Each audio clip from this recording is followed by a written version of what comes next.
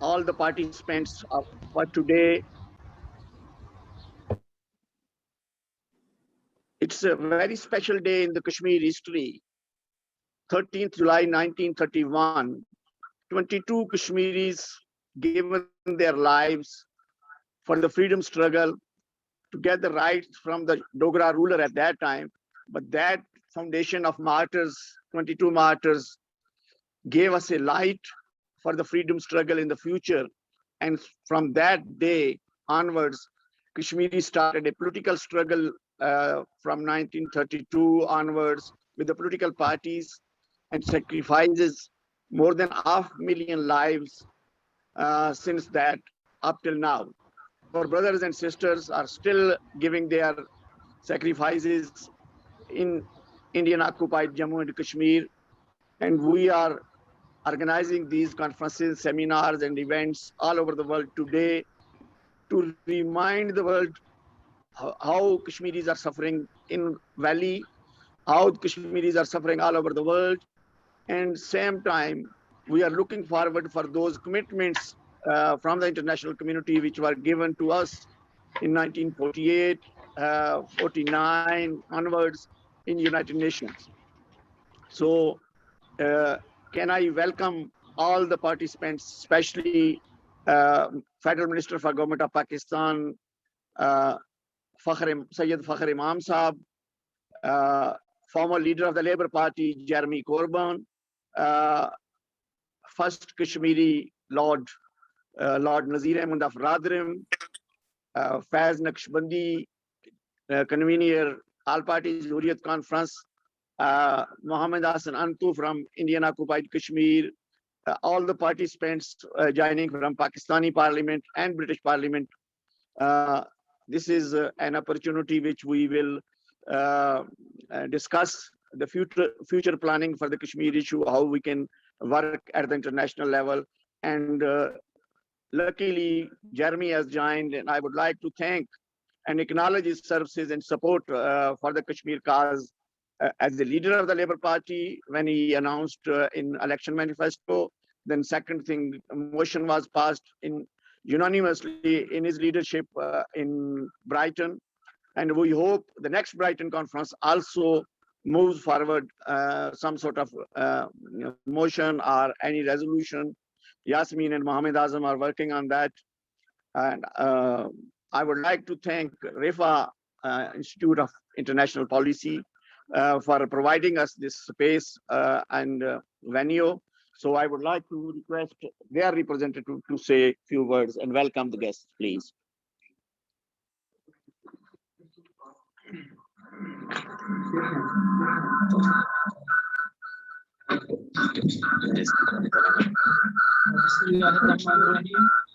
Assalamu alaikum and good afternoon. First of all, thank you, Raja Najabat Sahab. Thank you to each and every one of you for being here with us today. And we are pleased to be able to welcome those of you that have been with us for a long time. And now those who are new.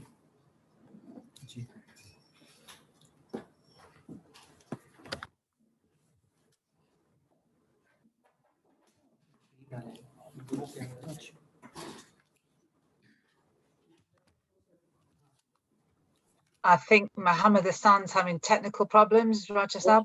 No. It's okay. No? Okay. So, before we get started, I would like to express my sincere appreciation for the team who arranged this wonderful gathering. This is a very, we can say, a very unique gathering. I welcome you all, the parliamentarian from UK, Pakistan, and from other region, from the other part of the globe, from the other part of the world, the intellectual, the students of political science, public policy, and international relations. Before we would going to discuss some thing about Kashmir. Being a head of department here, this is my responsibility to brief you little about the RIFA International University. Basically, this is a private sector university chartered by federal government of Pakistan in 2002. and the university was established with the view to produce professionals with Islamic moral and ethical values. So it is sponsored by a trust of International Islamic Medical Trust, which was established in 1995, and that was basically the second private medical college in Pakistan after Aga Khan University. The basic purpose and aim of Rifa Institute of Public Policy has been established as a center of excellence for academic advancement and for imparting quality education and skill in the field of public policy, global and international or regional policies. Uh, Before going to discuss the Kashmir issue, I want to share a news with you 2 days ago. What happened in India? Uh, in India, dozens of Muslim women were offered for sale in a fake auction. And that was in case the victim says and illustrates that this is because of growing Islamophobia, growing the, we can say, antagonism against the Muslims in India, which basically backed by the Indian government. Photos of some of 80 women. The women, they belong from different aspects of their life, like they are intellectuals, they are journalists, activists, and some other Muslim leaders. So the 80 women were reportedly uploaded in recent week in GitHub, a social media platform, open software for development social media platform, under the Till Sulli deal of the day. Sulli is a derogatory slogan for Muslim women. Basically, this is the Hindutva, we can say the Hindutva, the fascist paradigm of the, and we can say this is a fascist face of Indian government that basically promoting and they basically encouraging the people of India, which shaping the Indian public policy, the attitude and the behavior of their new generation, how they going to create the, we can say that this is a kind of apartheid or a genocide kind of policies against the Muslim. We have a lot of things that to discuss about the about the Kashmir, for example, the abrogation of Article 370 and 35A, also the situation after the abrogation, the situation during the COVID that they have only no any kind of ventilators, only one doctor for 4,000 Kashmiris, but they basically have one soldier for 9 Kashmiris. So these kind of things, if we're going to discuss, we all know about these issues. We all know about these things, but I want to discuss some practical things that what we have to do further. So Kashmir basically is not only the issue of Pakistan, not only the issue of Pakistan. The world community and sovereign state has to talk about it in their parliament and other international forums.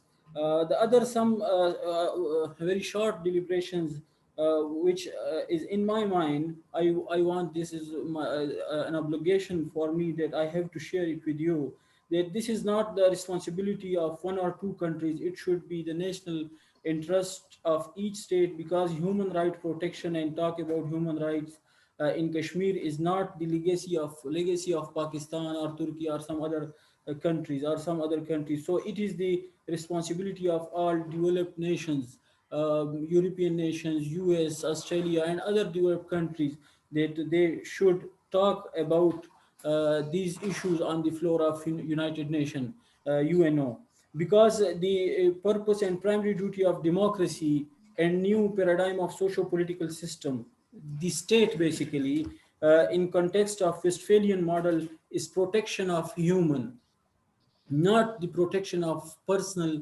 interest, which unfortunately we missed, and we prefer our personal interest instead of common interest, which fails today. The global, regional, and national institutions made for for the people is the slogan by democracy, for the people, of the people, and by the people, or we can say to save humanity, which we fails, and who win we all know in this contemporary circumstances. So to avoid the oppression of India, we all must stand and consider Kashmir not a regional or a local or a national issue, to consider Kashmir as a global security issue and national interest for each country in the world. Thank you very much for listening me, and let us welcome all the participants again, the people who are online here from UK, England, Pakistan, Turkey, or any other countries. So I request Raja Najaba Saab to proceed further. For the thank you. Thank you very much. Before I invite two distinguished guests, Senators Mushahid Hussain Sayyed, Chairman, Defense Committee of Pakistani Parliament, and Lord Nazir Ahmad, I would like to request Jeremy Corbyn. He might have to attend some other events. So it's honor for our organization, the cause of Kashmir, and today's conference that Jeremy has joined us. So can I request Jeremy to say a few words, please? Yes, but very briefly, because I want to listen to what others have to say more than anything. Obviously, the issue of Kashmir has become something of a debate within the Labour Party. Yasmin and others have spoken up very continuously and very assiduously for the right of the people of Kashmir to decide their own future. And I think that is fundamental to the issues and the politics of the situation. What I would like to hear from good friends on this meeting is what the situation is at the moment throughout all of Kashmir, what the effects of the Indian citizenship law are on Kashmir, and what the strategy is, as far as you understand it, of both governments. But above all, I want to hear what the voice of the Kashmiri people is in all this, and how we can take it forward from there. Yasmin worked very hard to ensure that the Labour Party developed the policy of recognizing the centrality of the UN resolution of 1948, which of course has never actually been implemented. And that seems to me to be the key to it. But I'm not quite sure how many people we've got on this call. I'm sorry I took a long time to get on it. I seem to have a poor internet connection this morning. I blame the weather and the result of the football match for that. Actually, it's an obvious connection. But we are now on the call, and Natasha, who's on the call, is one of the wonderful team in my office, and it's nice that she's come on the call this morning to help get a better understanding of the situation in Kashmir. But thank you very much for inviting me this morning.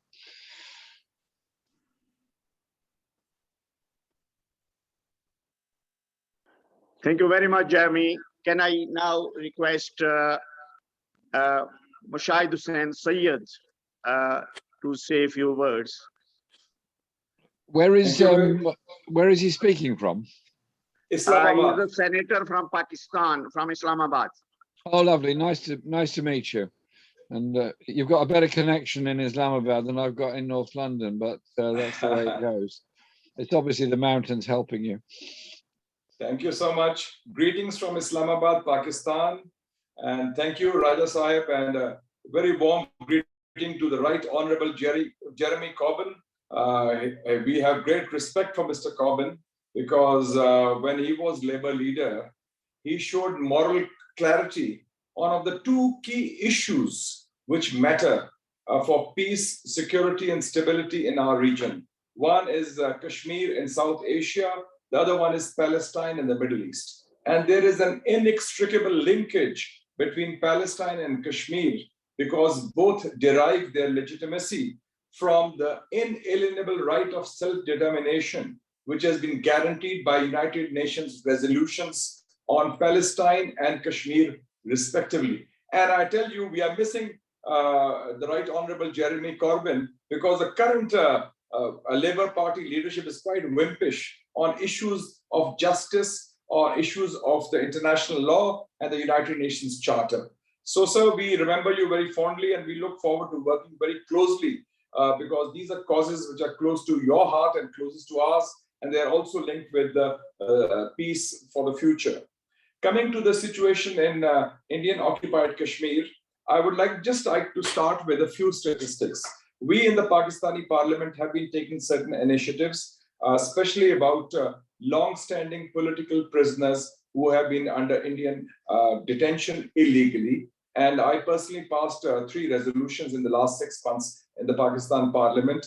One was generally about political prisoners. The other one was about the situation in Indian occupied Kashmir. And the last one was about Dr. Qasim Faktu, who has been in incarceration for the last 28 years. He is in jail without any charges.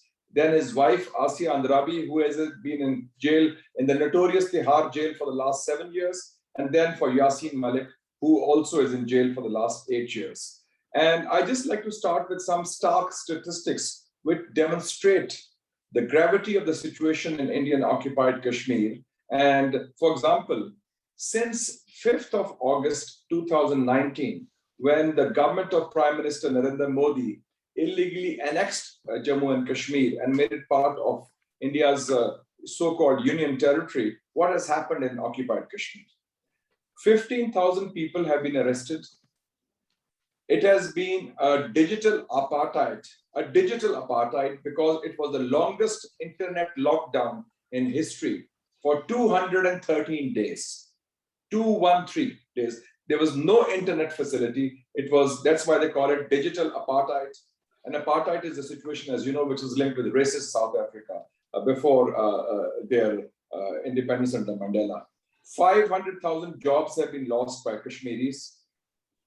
There are 4 million new domiciles issued to outsiders, mostly non-Muslims, because like Palestine, the Indian government wants to transform the demographic balance of Indian occupied Kashmir and transform a majority into a minority. And 100,000 RSS Parachiks are the equivalent of the neo-Nazi stormtroopers, and they have been sent in advance in occupied Kashmir, occupying territory, controlling housing, and controlling other facilities there. And they have created havoc in the region. And they also, the loss to the Kashmiri economy has been, according to the Washington Post story of 26th of June 2020, $5.3 billion.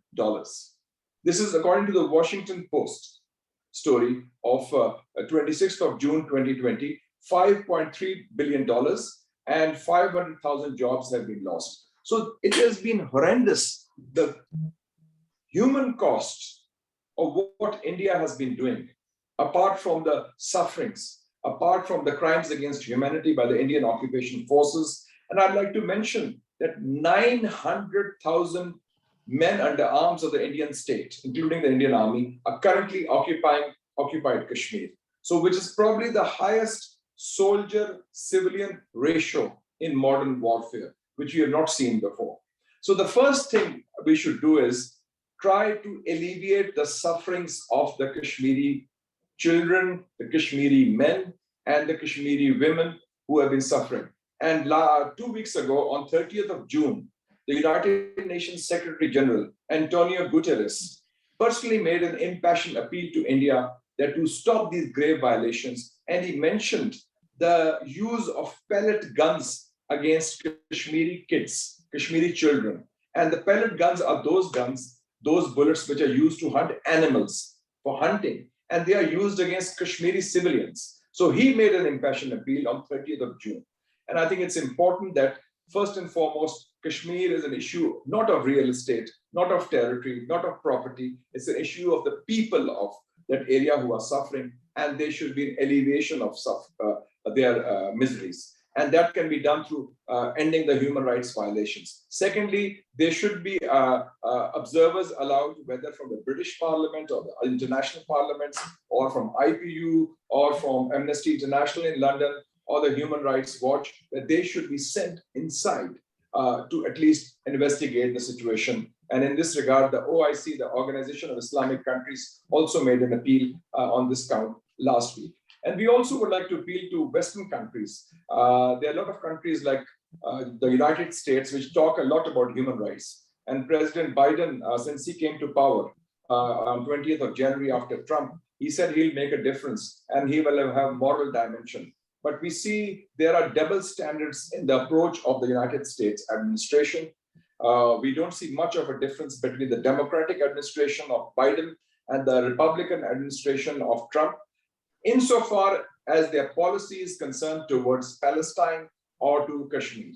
And I would like to tell our international audience also that you could see the resistance in Gaza by Hamas, by the Al-Fatah, when Israel launched that war. The 11-day war was a political, moral, legal, diplomatic failure for Israel because they failed to subdue the Palestinians. Similarly, the Modi regime has tried to illegally occupy, and they have also failed because to subdue the spirit and the resistance of the Kashmiri people. And hence, on 24th of June, he called a sham meeting of Kashmiri leaders in Delhi, and he talked of elections and delimitation of constituencies. We do not accept this kind of sham elections because basically it's under the umbrella of a brutal occupation that continues unabated, and that occupation now is being reinforced by Islamophobia. It is being reinforced by right-wing fascism and also a form of racism, which we find in certain parts of Europe. And there was a reference to fascism by the introductory speaker. And I'd like to mention that the Indian writer who won the Booker Prize also, which is a very prestigious English prize for writing books in English language, Arundhati Roy, in her op-ed in the New York Times, she mentioned that, and I quote from her article, an architecture of fascism is being erected in India.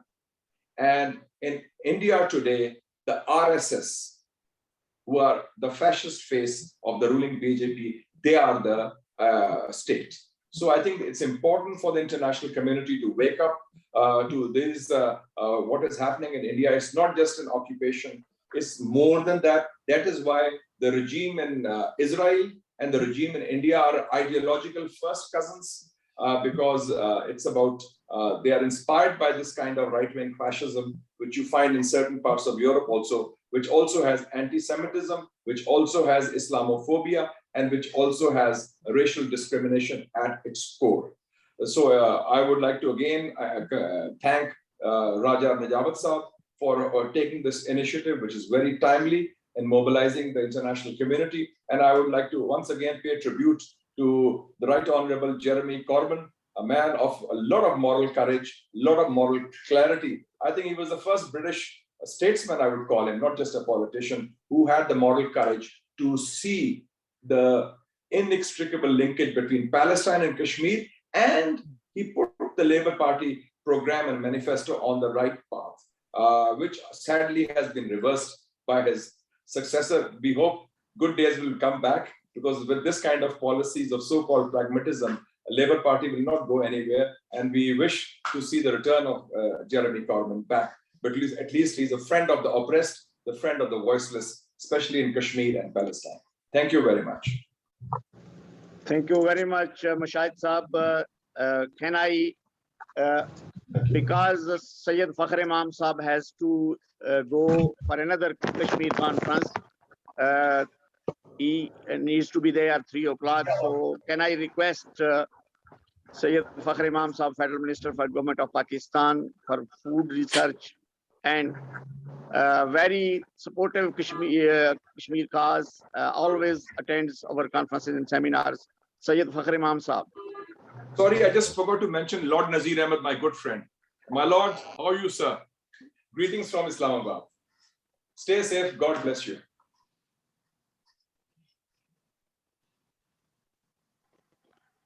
Syed Fakhr Imam Saab, please.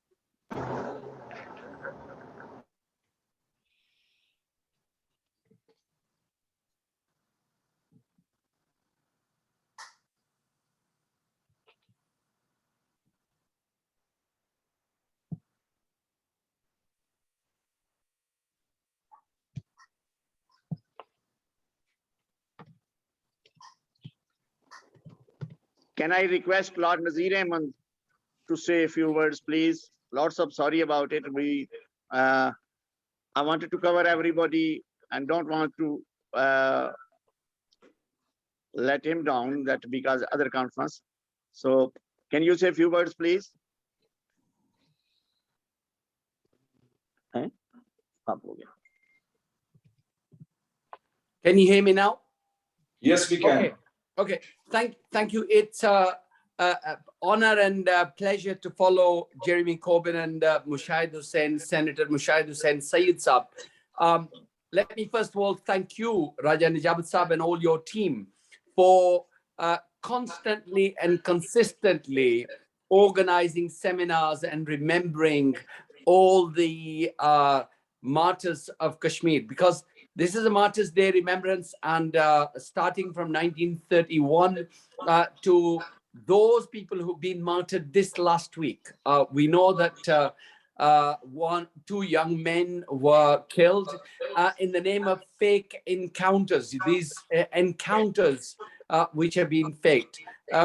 I think Senator Mushahid Hussain has very eloquently, as he always does, mentioned all the relevant things. I just want to just point out two things which more recently we've seen that the Indian RSS fascist BJP-led government has been faking a lot of news. And yesterday, for instance, the Hindu newspaper published a story, and if you went on Kashmir News, you will see some of the headlines, and one of them by the Hindu is Jamaatul Mujahideen has sent 10 people in Kashmir because these are potential terrorists. They call them terrorists, and they're going to cause problems. When you read the story, this is Jamaatul Mujahideen Bangladesh allegedly, and they've entered some area in West Bengal. I mention this particular point because for the last 20 years or more, where I've been actively in the House of Lords and elsewhere, engaged in Kashmir issues, I've seen how the Indian authorities have lied and they have fake news, and sadly the international community has listened to their propaganda. So I think whilst it's important that we are saying what we need to uncover some of their lies, and it is important that the international community, I honestly don't know how we're going to persuade Joe Biden or some of the Western powers, including British Prime Minister and British government, even to if I just make one point to Kashmir self-determination movement, that, Pakistan is mentioned in the Foreign Office. Jeremy, this is very important. Pakistan is mentioned in the Foreign Office report on human rights. Yeah. When you see lynching in India, when you see killing of minorities, including Christians, and you saw the case this week where 82-year-old man was killed, but there are many others who are lynched, who are killed, who are beaten, who are raped, and yet the Foreign Office, British Foreign Office, and I'm appalled, British Foreign Office has not mentioned India in that list where they abuse minority rights. So we need to get that right. And once we get that right, then God willing, we will be on the right path to be able to expose India and its fascism. Thank you very much. I didn't want to take too much time.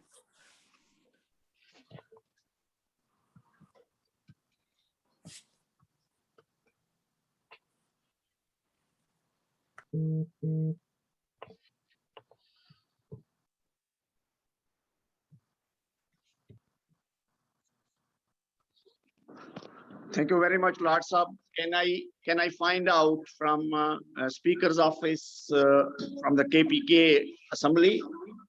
Speakers are available? Not yet. Can I request Senator Dr. Zarqa Taimur Sarwardi to say a few words? Dr. Zarqa, please.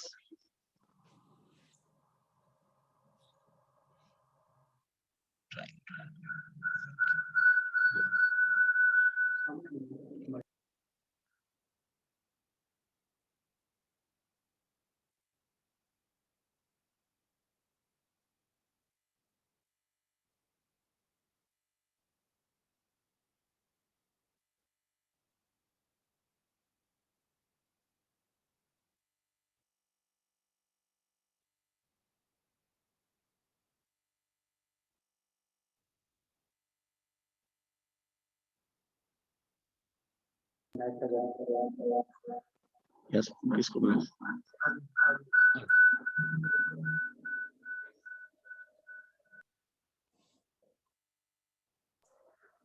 Dr. Zarqa, please.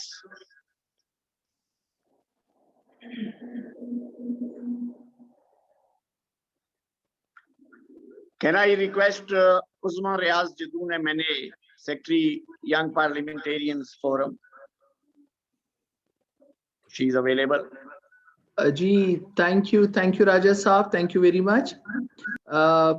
Salam to all of you, along with my heartiest congratulations on successful conducting this Kashmir Martyrs Day Parliamentary Conference to pay homage to the brave Kashmiri martyrs of July 13, 1931.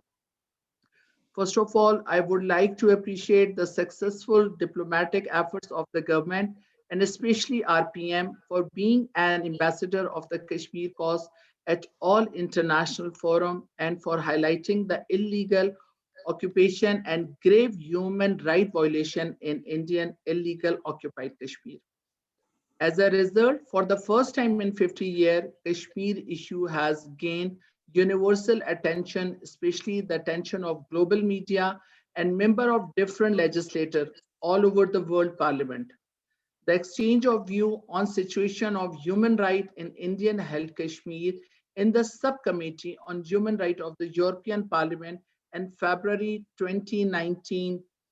The human right of uh, the acknowledgement of US Senator of the adverse situation in Kashmir, the deep concern shown by the United Nations High Commissioner for the Human Rights about the deteriorating situation while responding to the media at the 42nd session of the Human Rights Council in Geneva in September 2019, and support for Kashmir issue of our all-weather friend China on all international forum are just a few examples of our successful engagement of international community, formal and informal channels. Today, I would try to focus our discussion on abrogation of the Article 35A and 370 of the Indian Constitution. But one thing I want to make clear is at the outset that while discussing the abrogation of these articles, we are committed to our principal stance that Kashmiri should be given their right of self-determination in the light of United Nations resolution and the special status given to Indian illegal occupied Jammu and Kashmir, otherwise has no significance to us. We are only discussing this illegal and unconstitutional act of an extreme and repressive regime as per its own standard, because this act has been used as a tool for changing the demography of the Jammu and Kashmir by using the domicile to extreme Hindus and member of RSS, and by allowing them to purchase land to pitch them against the majority Muslim population in the Kashmir Valley. Another grave aspects of this act was that the Indian state has betrayed the Kashmiri people yet again by unlawfully abrogating its special status. In fact, this special status was a result of the instrument of succession mischiefly signed with Maharaja Hari Singh by the government of India, wherein only 3 subjects were acceded to the Union of India, including defense, external affairs, and communication. The Indian illegal occupied Kashmir was allowed to have its own constitution and flag. As per this constitution, the Kashmiri were able to elect their president as head of state and prime minister as head of government. But through a presidential order in 1974, they were replaced by the governor and the chief minister. Such presidential orders were further used extensively to curtail the legislative power of the Jammu and Kashmir State Assembly to exclude most of the subject of legislation. This only prove that the current abrogation of Article 370 was only symbolic and its spread was compromised long ago through these illegal and unconstitutional presidential orders. If we again analyze this illegal and unconstitutional act through the eye of eminent India legal, constitutional expert and human rights activist, it is very clear that these articles could only have been abrogated with the consent of the Constituent Assembly of Jammu and Kashmir, but the BJP government, blinded by its superiority of number in India Parliament, passed this amendment without any debate or taking on the due process of legislation. The Indian judicial system has just again failed to protect the basic rights of the Kashmiri people, but by not even taking up the petition filed against the abrogation of Article 35A and 370, and also not entertaining the habeas corpus petition against the detention of the mainstream political leadership of the occupied Jammu and Kashmir. This only proves that the Kashmiri people are elected at all levels by the Indian state, and it has become the exceedingly clear to the international community that only solution to the Kashmiri problem is what Pakistan has always demanded, that is right of self-determination. At this crucial period of the history, for the foremost we have to do is to show a complete unity at all forums. Keeping in view of the vigor on government side, I would suggest that we as the parliamentarians should also prepare our collective strategy in augmenting the government's global campaign. I would suggest formulating a combined parliamentary forum on countering the Indian anti-Pakistan design through inclusion of representative from provisional legislators and other stakeholders. Efforts made by members of the parliament so far must also be synchronized with those of the government. We have seen how Kashmiri and Pakistani communities all over the world have reacted over human rights violation in Kashmir and abrogation of Article 370. It is the need of the hour that we as the parliamentarians should start on parliament to parliament contact more forcefully and should utilize all parliamentary channels for the strong advocacy of the Kashmir cause worldwide. Thank you. Thank you so much. Thank you very much, Uzma Riaz.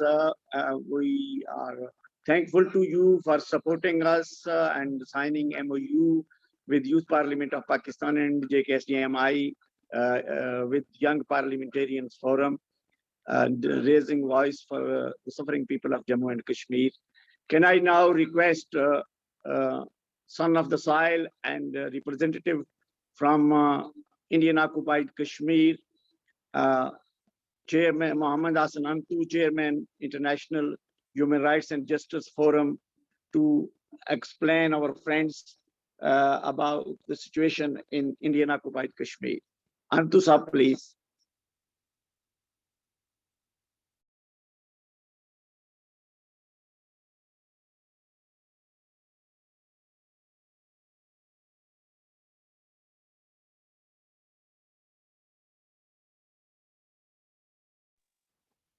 आप unmute कर लें please. Okay.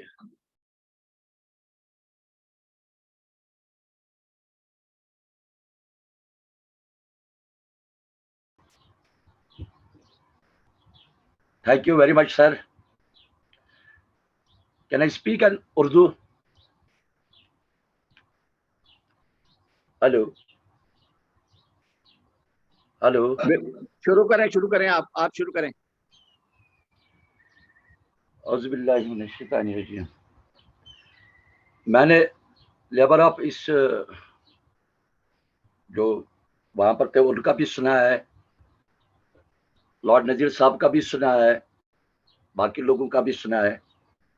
मैं सिर्फ एक बात कहना चाहता हूं जिस पर मैं थोड़ा उसकी तरफ आपकी इन लोगों की तवज्जो उसकी तरफ मैं मजबूर करवाना चाहता हूं कि जो आज का जो डेट है 13 जुलाई, श्रीनगर सेंट्रल जेल के सामने जिन 22 लोगों को, नहते लोगों को शहीद कर दिया गया है, तो उसके बाद उनकी शहादत के बाद जालडगर, वहां श्रीनगर में ही एक जगह है जालडगर, वहां पर भी उन लोगों को शहीद किया गया है 29 अप्रैल इससे पहले भी. और आज ही के रोज में सोपोर में भी 13 लोगों को शहीद किया गया और हंदवारा में भी 8 लोगों को शहीद किया गया है. ये 13 जुलाई का ही वाक़ा है और सिर्फ इसमें 29 अप्रैल इसमें अलग एक वाक़ा है.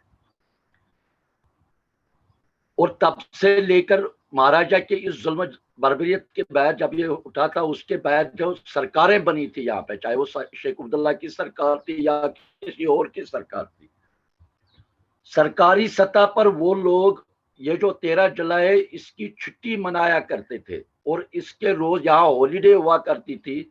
और वो जो सरकारी सतह पर जाया करते थे वहाँ ये नक्शबंद साहब वहाँ पर फातह खानी करने के लिए, सब जो हम लोग जो तारीख आज़ादी के लोग जो थे या तारीख आज़ादी के जमाते थे उनको तो ऑलरेडी बैन थे, उनको तो जाने नहीं दिया जाता था. लेकिन सरकारी सतह पर सरकारी लोग भी ये छुट्टी मना रहे थे.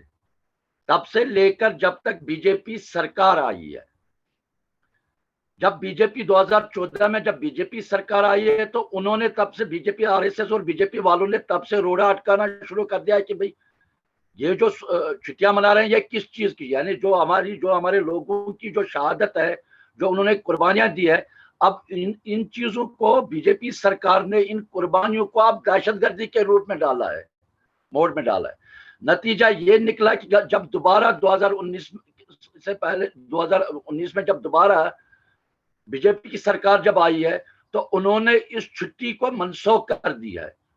जो यहाँ पर जिनके साथ कश्मीरी लोगों की, कश्मीरी आवाम के सेंटिमेंट्स जुड़े हुए हैं, उनकी कुर्बानियां जुड़ी हुई है, उनकी हर एक चीज जुड़ी हुई है जिसके लिए कश्मीर जद्दोजहद कर रहे हैं, तो उस चीज को उन्होंने दहशतगर्दी में वो बंद करके नथुराम गोडसे जो था जिसने गांधी को मारा है, और नथुराम गोडसे जो था जिसको गांधी ने मारा है, उसकी छुट्टी मनाई जा रही है. नथुराम गोडसे की छुट्टी नेशनल हॉलीडे मनाई जा रही है. हमारे शहीदों की जो छुट्टियां थी जो जिनके साथ छुट्टी हुई वो तो बंद कर दी गई, उनको मनाई भी जा रही, जिसकी कदरें आज आपने देखी है. आज के डेट में यहाँ श्रीनगर में सब कुछ बंद है और हर किसी को बाहर निकलने की इजाजत भी नहीं गई. हत्ता कि कुछ लोगों ने कोशिश की थी, एक ही आदमी जो रास्ते पे जब वहां से जो बेचारा निकल चुका था तो उसको भी गिरफ्तार करके बंद कर दिया गया है.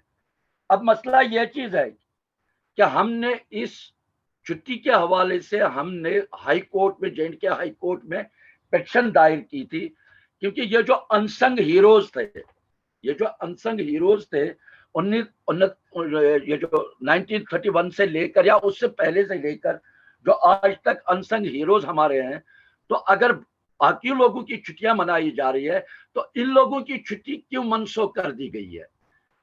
किस कानून में यह है कि इन लोगों की छुट्टियां इस चीज को मनसूख कर दिया, हमारी कुर्बानियों को मनसूख, हमारी कुर्बानियों को रायगान कर दिया जाएगा? तब से लेकर आज तक हाई कोर्ट ने, अभी तक हाई कोर्ट नोटिस भी नहीं निकाल रहा है इन लोगों को। हाई कोर्ट को चाहिए कि जब उन्होंने ये जो पिटीशन है एंटरटेन किया है वहां पे, अब उसमें डेट लगनी चाहिए ताकि सरकार को नोटिस जाए, वो वहां से जवाब हमें दे, लेकिन अभी तक वो जवाब भी नहीं दे रहे हैं वहां पे। अब इससे अलावा यहाँ पर ह्यूमन राइट्स वायलेशन क्या होगी? इसके अलावा एक और 2-3 बातें मैं आपसे कहना चाहता हूं।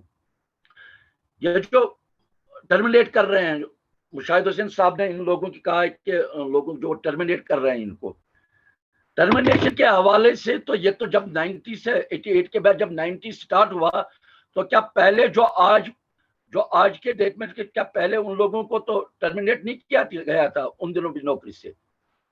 टर्मिनेशन तो ये तो आज का ही मसला नहीं है, इससे पहले भी टर्मिनेट किया जा रहा है उन लोगों को, जिसको लिंक देखी जा रही है उनको टर्मिनेट किया जा रहा है। ये तो 500 ही नहीं है, 500 से अलावा भी ये लोग हैं जिनको टर्मिनेट किया जा रहा है। या जो यहाँ पर जो प्रॉपर्टी जो इनके कब्जे में प्रॉपर्टी है, मैं फिगर्स दूंगा उस प्रॉपर्टी को आपको, just please.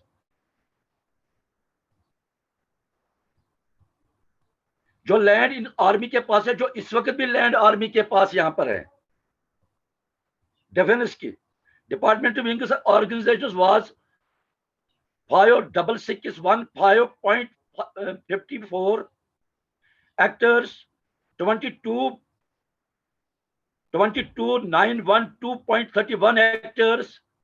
This number accounts for the land under the occupation of army, while leaving out the land that is under the occupation of Central Armed Police.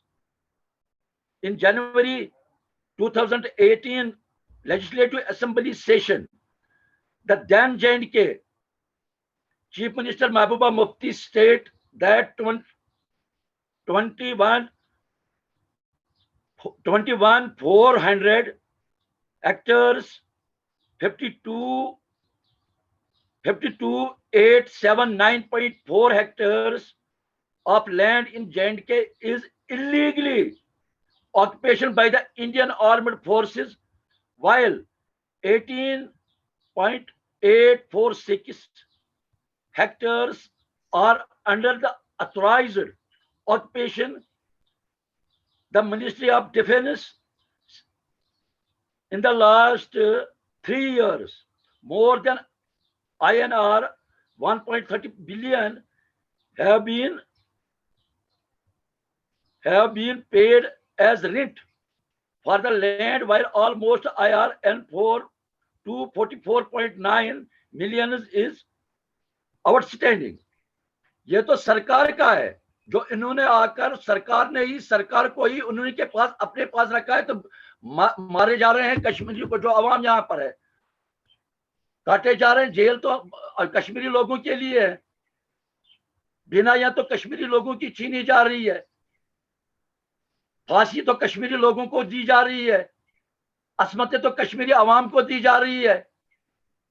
कम से कम अगर इंटरनेशनल कम्युनिटी में जो हमारे वहां पर बैठे हुए हैं कि पूरे वर्ल्ड को हमारी तरफ तवज्जो देनी चाहिए कि जिस तरह आज, ठीक है सफारत सही है, हमारे सफीर तो बने हुए बैठे, सारे काम तो आप कर रहे हैं, इसमें दो राय नहीं है, बिल्कुल काम कर लीजिए। और हम आप लोगों को हमारी हमदर्दी है, हम मानते हैं इस चीज को, हम तस्लीम भी करते हैं इस चीज को, लेकिन इंटरनेशनल कम्युनिटीज जो वर्ल्ड जो बैठे हुए हैं, अभी मुशाहिद साहब अभी जर्मन के उसको लेबर पार्टी के उनको अभी कह रहे थे कि उनसे पहले जो साहब उन्होंने कितना तवज्जो दिया यहाँ की तरफ, तो उनको चाहिए यहाँ की तरफ तवज्जो देना और हमारी तरफ तवज्जो देना। ये जो यहाँ पर ह्यूमन राइट्स वायलेशन हो रही है, ये जो हमें मारे जा रहे हैं, पीछे जा रहे हैं, हर एक चीज किया जा रहे हैं, तो इसको हिंदुस्तान पर दबाव डाल के बंद करवानी चाहिए, ताकि कश्मीर की अवाम, कश्मीरी लोग जो उनका बुनियादी हक है, हक इरादियत, उनको भी वो मिले, वो भी राहत की सांस ले, वो भी खुशी से जिए। वाक़िअ दावाना वल्हम्दुलिल्लाहि रब्बिल आलमीन।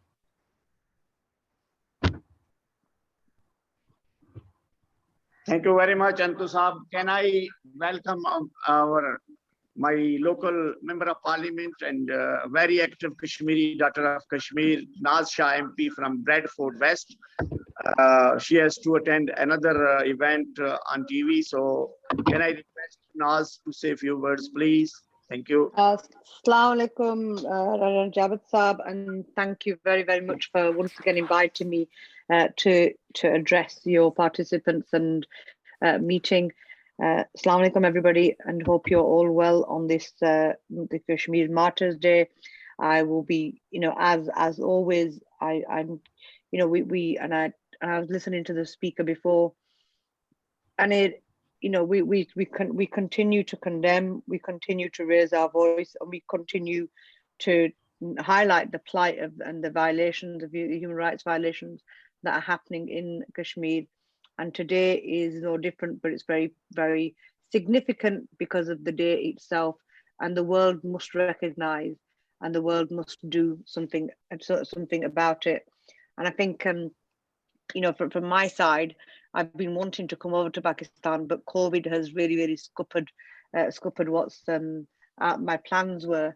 But again, COVID has exasperated what we really need to recognize. Whilst the world is getting vaccinated, whilst the world is trying to, getting back to normality, the issue for the people in occupied Kashmir is that their normality is very different to ours. And I think it's really important that we continue to remind ourselves and the world of what their reality is and what it has been for more than 70 years now, and that the plebiscite hasn't been honoured, and that the oppression continues, the human rights violations continue. So you have my full support, and I just wanted to say thank you to all your group for all the work that you continue to do and continue relentlessly to highlight these issues, because it's important that we continue to do that. And I will reiterate my support, not just mine, but Labour Friends of Kashmir and my fellow parliamentarians.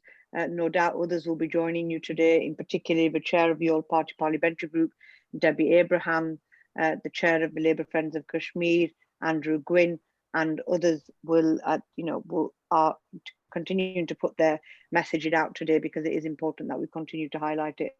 Jazakallah khair. My apologies, I can't stay with you for the rest of your event. I genuinely am coming in and out of meetings all morning, but may Allah bless you in your endeavours and continue to fight the good fight. Jazakallah khair. Assalamu alaikum.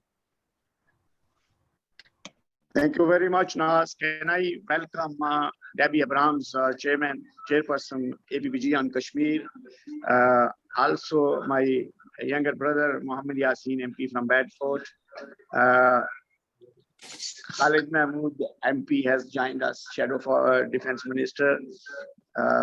So can I request Debbie, because she has to leave past 11. So Debbie, up to you. Thank you so much, Raja Najmat, and Assalamu alaikum. Good morning or good afternoon to everyone who's watching.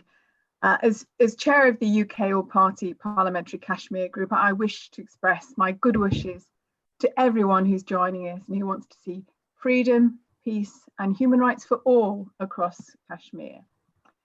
As many of you will know, the APPG's focus has been on promoting human rights in all parts of Kashmir, and our current inquiry is looking at the humanitarian and human rights issues associated with the pandemic, and how Kashmiris in Indian-administered Kashmir, as well as Pakistan-administered Kashmir, have fared over the last 16 months or so.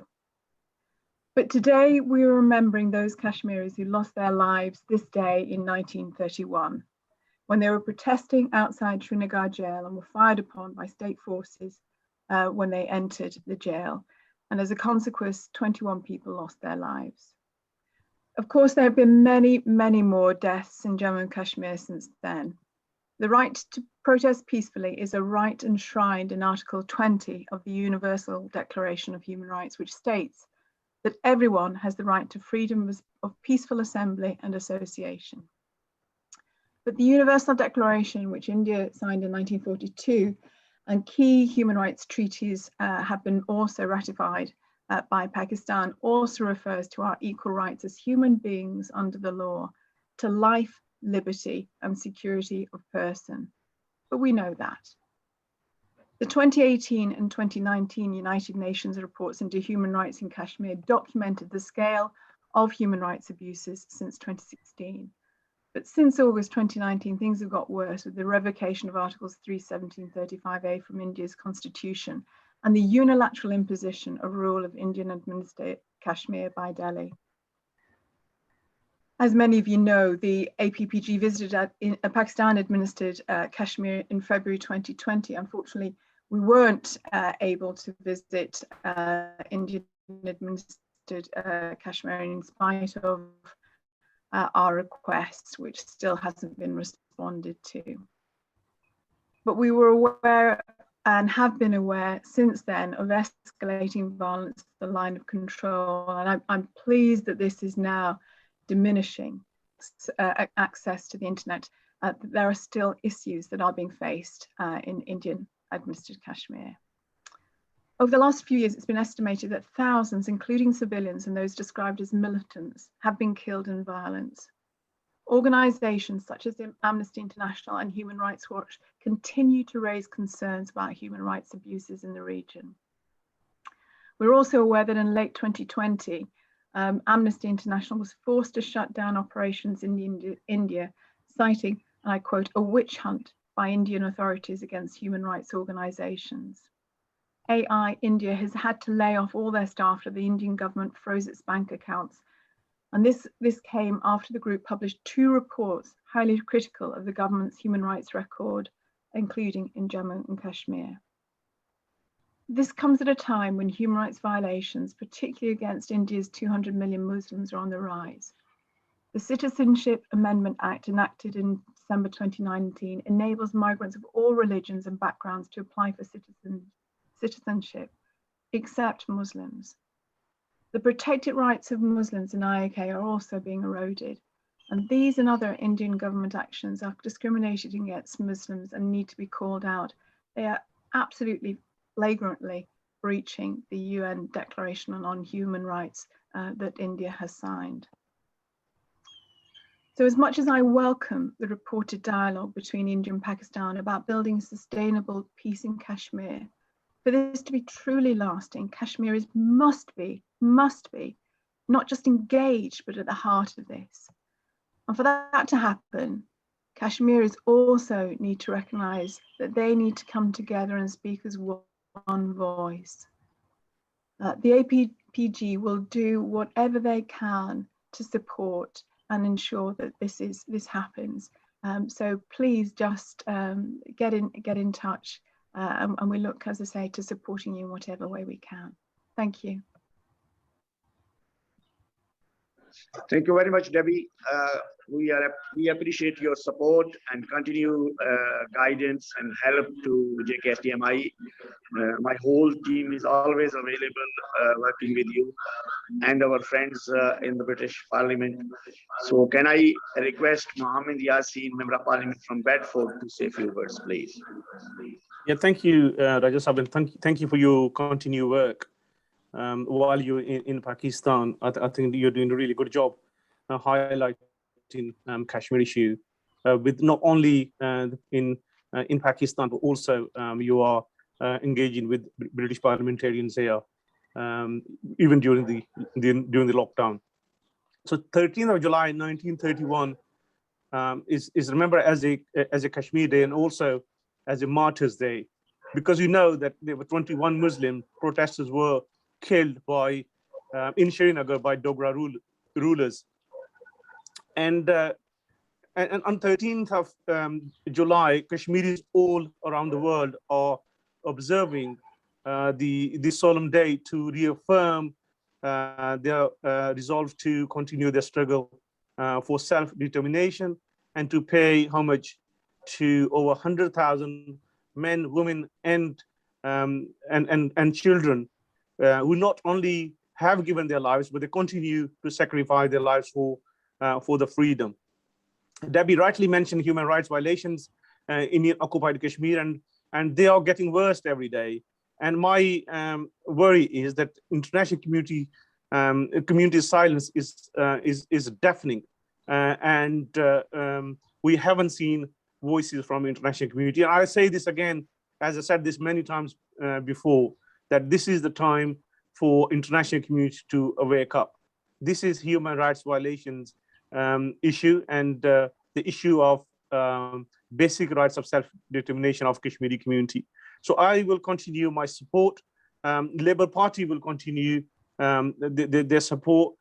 We are together on this, and I can reassure that we will do whatever we can to highlight this issue, not in our parliament, but around the world.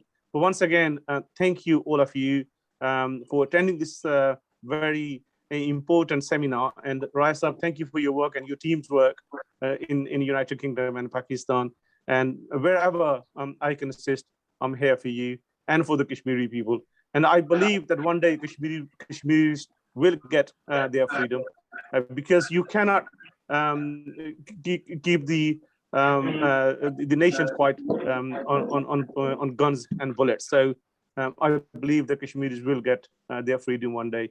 They got my full support, and I will keep highlighting this issue wherever I can. But thank you once again for inviting me. Thank you very much, Yasin Saab. Can I welcome Director General Jammu Kashmir Liberation Cell, Firdaus Sankiani, who has got a very special message from Prime Minister of Azad Kashmir, Raja Farooq Haider Khan. And now request Khalid Mahmood MP to say a few words first, and then Kiani Saab. Thank you, Raja. Really, this is a very important day. I suppose the first sacrifices that were made in 1931 for the statehood of Kashmir. And unfortunately, the oppression has got worse and worse. I don't really need to say much. I think Debbie has made our point very, very clear. And I really just want to say in this meeting, the great thanks to Debbie for the way that she's carried the chair of this organization on behalf of all of us members of parliament across the whole of the party, for the fantastic work that she's done, the commitment that she has given has been absolutely second to none. I've been in parliament now for 20 years. I've seen a lot of chair people of the APPG come and go. And the commitment that Debbie has given has been absolutely second to none. And I think at this stage, the least we can do is to acknowledge the great work that Debbie has done, continues to do. And really, of course, we're all behind her for the fantastic work that she does, for all the human rights abuses that take place, for all the issues in relation to now the lockdown that's carried on for a huge number of time.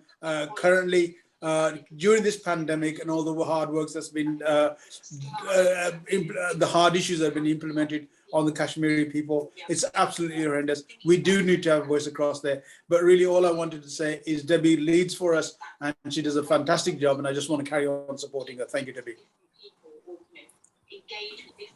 Thank you very much, Khalid Saab. Can I now request Firdaus and Kiani Saab to say a few words, and then I will call Shandana Gulzar Khan MNA.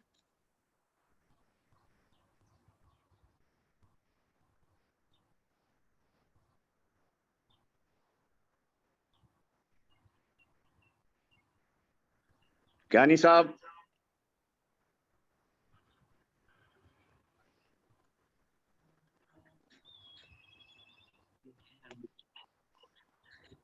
Unmute करें ना आप अपने आप। Hello जी, आवाज आ रही है जी? बिस्मिल्लाह करें जी। बिस्मिल्लाह रहमान रहीम जी।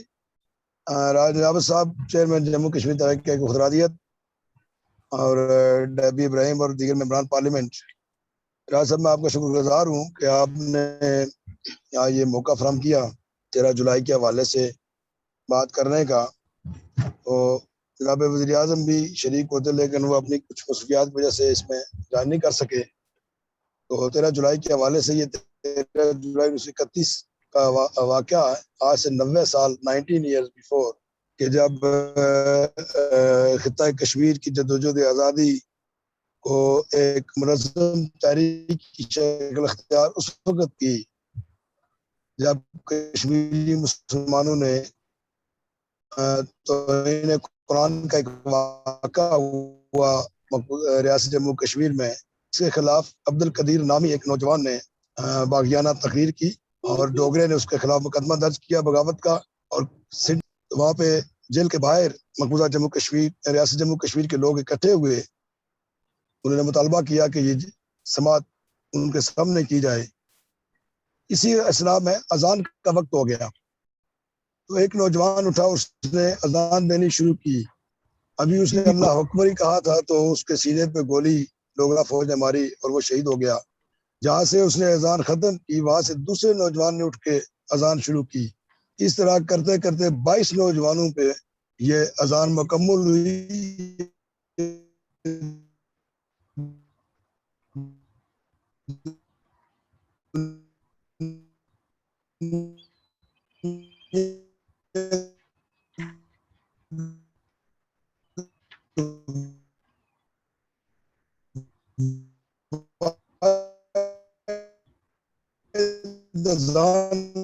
थी जो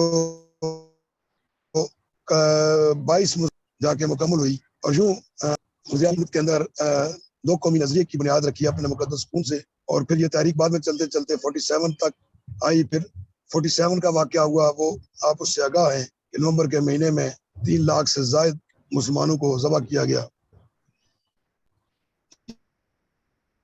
ये पहला वाकया नहीं था, बल्कि इससे पहले भी कश्मीरी मुलानी के खिलाफ करते रहे। सरदार शमस को तुई उनके सर कलम किए गए, इनके जिस्मों से जिंदा खाले उतारी गई। इसी तरह रियासत के अंदर फिर नजिया इलाके पाकिस्तान की बुनियाद पे 19 जुलाई 1947 को एक करारदाद पास हुई। उसके बाद जद्दोजहद शुरू हुई और आज तक ये तहरीक आज़ादी कश्मीर उस बुनियाद पर जो 13 जुलाई 1931 का वाक़ा हुआ उसकी बुनियाद पर आज तक ये जारी है। मकबूजा रियासत जम्मू कश्मीर के अवाम आज भी एक ओपन जेल में है। हिंदुस्तान उनके ऊपर जुल्म और जबर के पहाड़ तोड़ रहा है। हम आज़ाद रियासत जम्मू कश्मीर के जो लोग हैं, इस आज़ाद खित्ता के लोग रियासत के उस तरफ के लोगों को ये यकीन दिलाते आज के दिन कि हम उनके शाना बशाना है। हम उनकी आवाज़ के साथ आवाज़ मिलाकर दुनिया भर के अंदर उनकी आज़ादी की जद्दोजहद का जो पैगाम है वो पहुंचा रहे हैं। और यहाँ पर मैं तमाम मेंबरान पार्लियामेंट का भी वज़ीर आज़म आज़ाद जम्मू कश्मीर जनाब राजा मोहम्मद फारूक कादर खान ने शुक्रिया अदा किया है कि उन्होंने हर मुश्किल वक्त में हर मरहले पे कश्मीरियों के हक खुदरादियत जो उनका बुनियादी हक है, जिसे अक़वाम मुत्तहिदा ने तस्लीम कर रखा है, उसका साथ दिया है। और मैं तवक्को करता हूँ कि आप आइंदा भी कश्मीरियों के इस जद्दोजहद आज़ादी के फैसला कुन मराल में अपना किरदार इसी तरह अदा करते रहेंगे। और राजा नजाबत साहब का खसूसी तौर पर शुक्रिया अदा करता हूँ कि वो अपने इस प्लेटफॉर्म से, अपने इस फोरम से हमेशा हर कौमी दिन पर कश्मीरियों की जद्दोजहद आज़ादी की आवाज़ दुनिया के अंदर बुलंद करते हैं। और उम्मीद है कि आइंदा वो इस फोरम पे अपनी आवाज़ को बुलंद करते रहेंगे। बहुत बहुत शुक्रिया राजा साहब। Thank you very much Kayani साहब, आपका बहुत शुक्रिया। I am going to invite now a gentleman who represents the whole Kashmiri nation at the international level, goes to Geneva, United Nations, and other international forums, and convener of all parties Hurriyat Conference, the real representative of people of Jammu and Kashmir state, Muhammad Azad Kashmir, and Sayyid Faiz Naqshbandi Sahab, because he has to attend another conference, and then I will invite Shamdana Gulzar Khan. Sari Shamdana. Naqshbandi Sahab has to leave after this.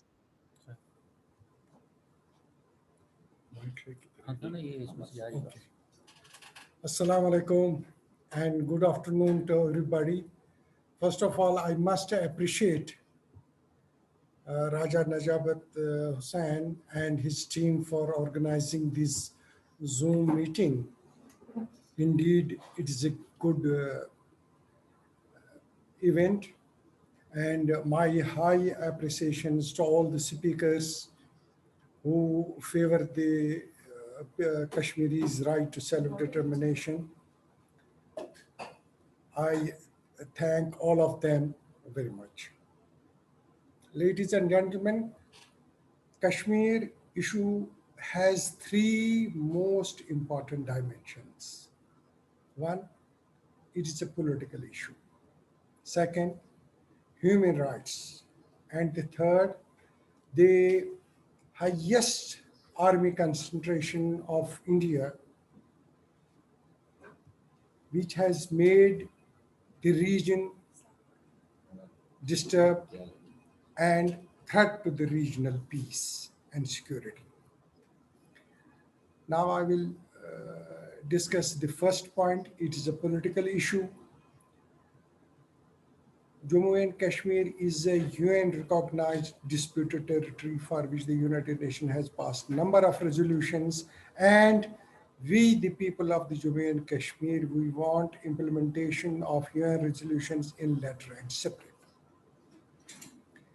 The United Nations General Assembly has time and again declared that right to self-determination is as important as right to life. This is our demand, that we should be given our right that has given by international community to the Kashmiris in shape of the UN resolution. Second, the human rights violations.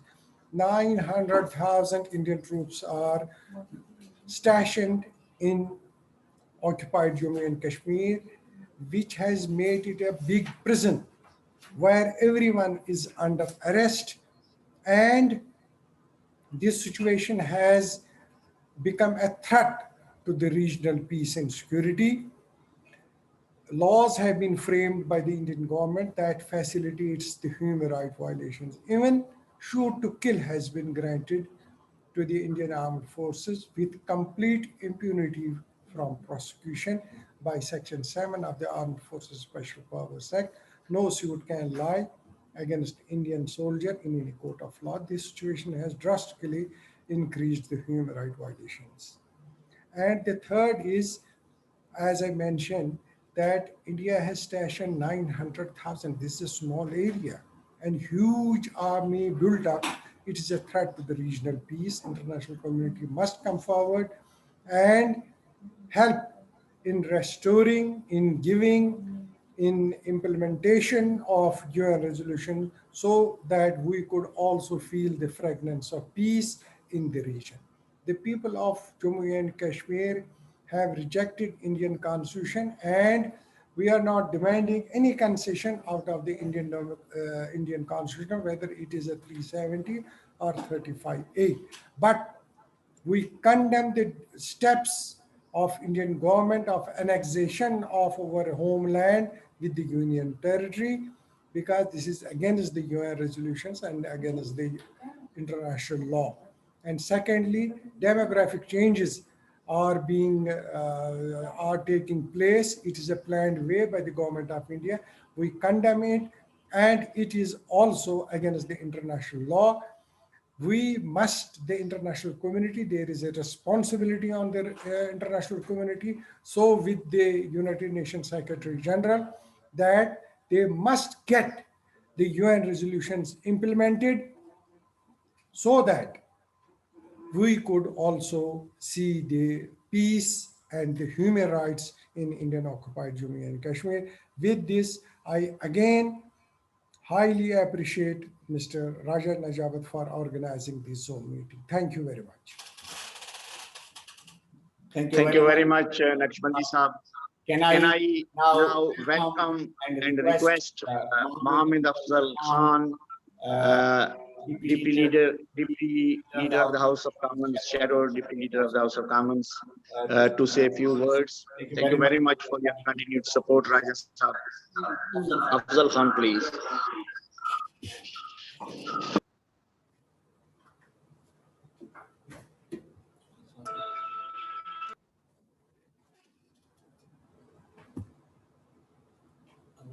Afzal Khan तो नहीं है,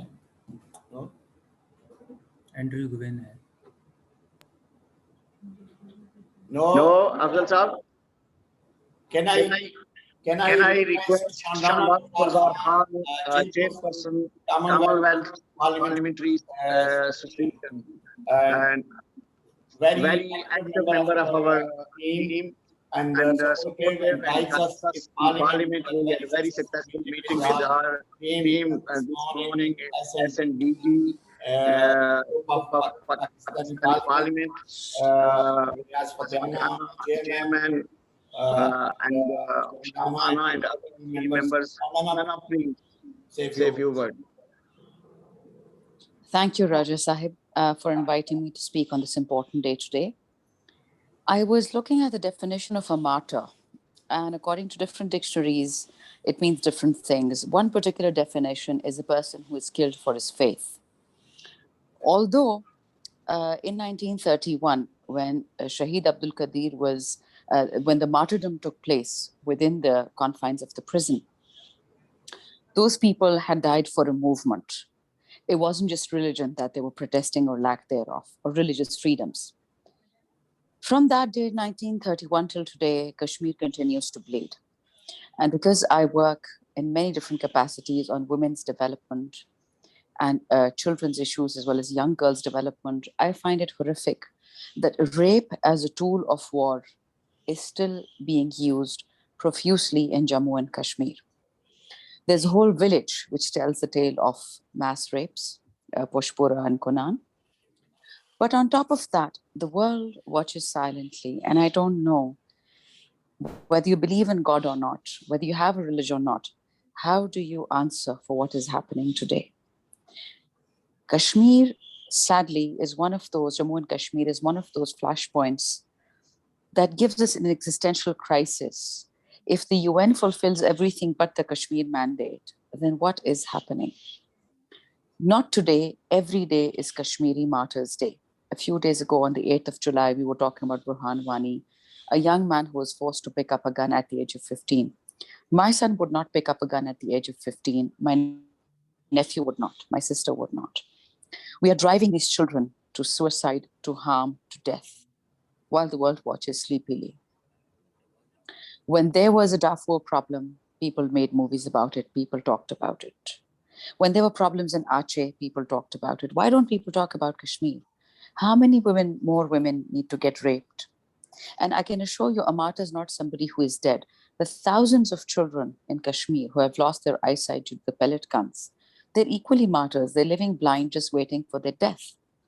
So it's a rather grim point that I'm making, but one that needs to be made, that the world is asleep.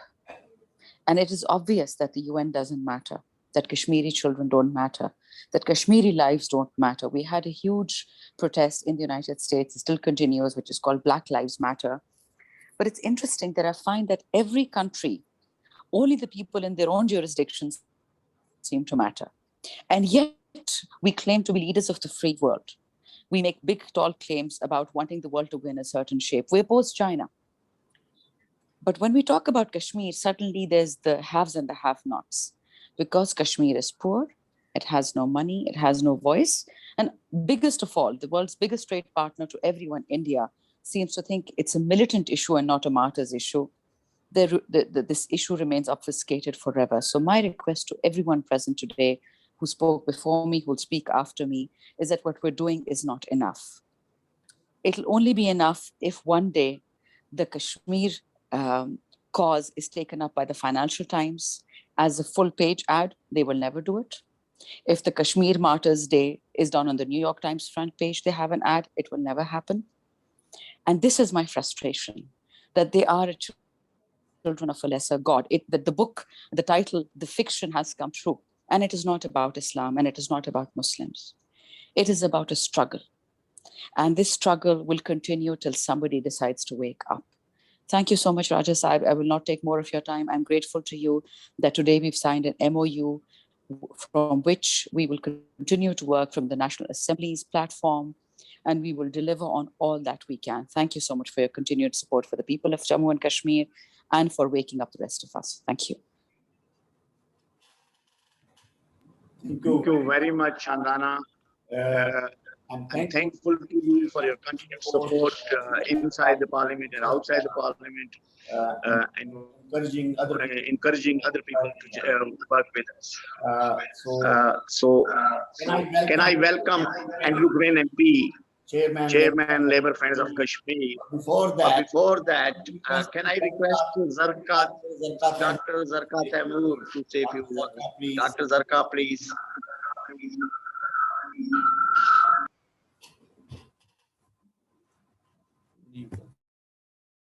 बात है कि ये जो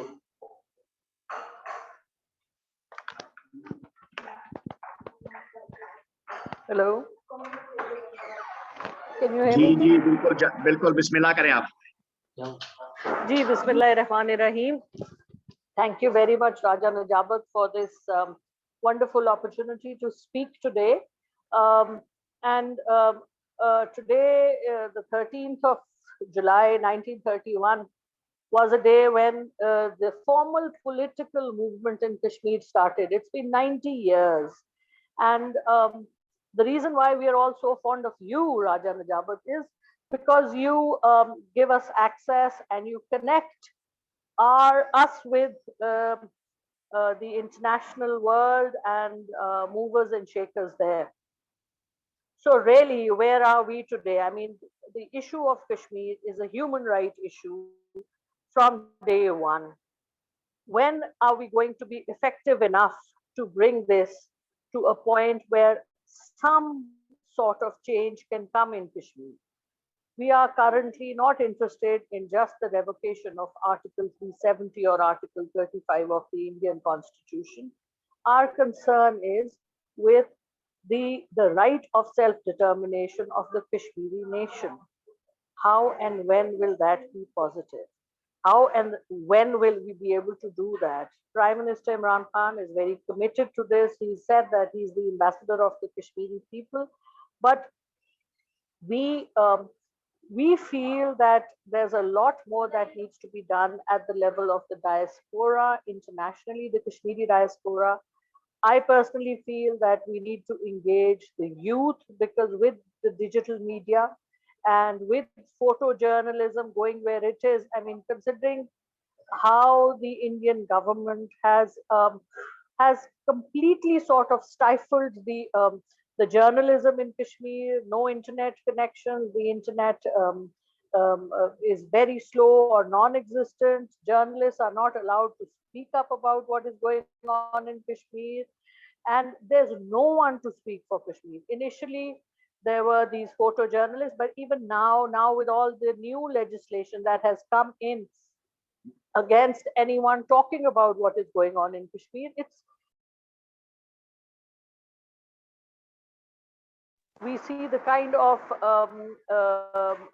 settlements taking place in Kashmir on the lines of the settlements in Palestine and the Israelis. I mean, we as human beings, as Pakistanis, want peace with the Indians. We want peace with the people in Israel. It's just that we are concerned for the human rights violations. We want that the people in Kashmir should have the right of self-determination, and Pakistan and India should live together. We are neighbors and we will always be neighbors. So we need to find a middle of the way where there can be peace between us neighbors and the Kashmiris have a right to self-determination. So we are currently going forward to speak to students in the universities, and we are developing Kashmir committees at the level of each university. Sorry. As our vaccine program progresses,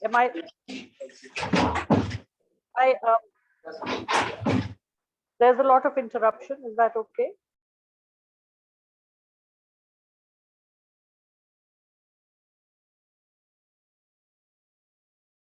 You're muted, Senator Saab.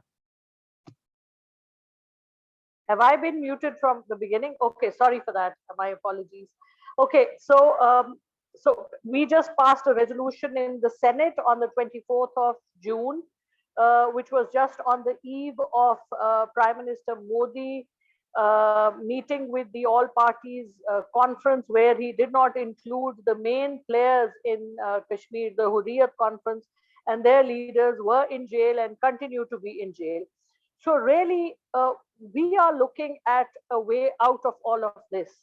I don't know how, what role the international community can play, because definitely the world now, after the 2019 human rights report from the UNHCR and the subsequent human rights violations of the Indian government in Kashmir. It is public knowledge now. But what are we doing? I mean, there can be cases on war crimes against the border security forces. But what my interest is, what can we do to raise this issue further and have some actions taken? Because I don't see this. It's 90 years today since this political struggle started in 1931. Are we going to wait another 90 years? And with the regional situation the way it is, the change, multipolarity in the world that is coming forward, this, I think, is the time that something can be done. But we need to have a roadmap. We need to have more effective planning, and we need we are working with the Foreign Office. We're also working with the National Security Advisor, etc. But really, we need ownership, and we need some activism from everywhere. Thank you very much. I'm honored for this opportunity to speak at this excellent forum. Thank you very much, Raja Najabat, and all the esteemed colleagues who are here. I wish you good. Thank you very much, Dr. Zaika. Can I request Afzal Khan MP, please, if he has joined us? Afzal Saab.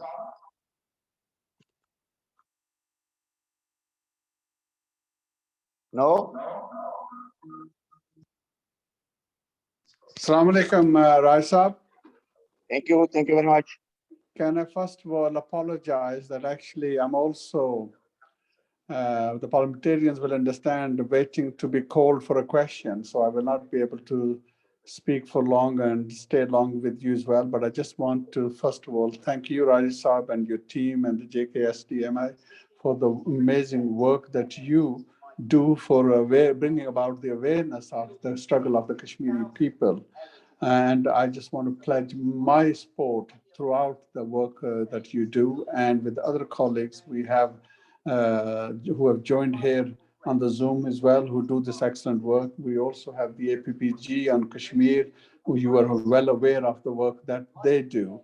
You know, only today I received an answer to one of the questions which I asked the minister, the pellet guns being used against children.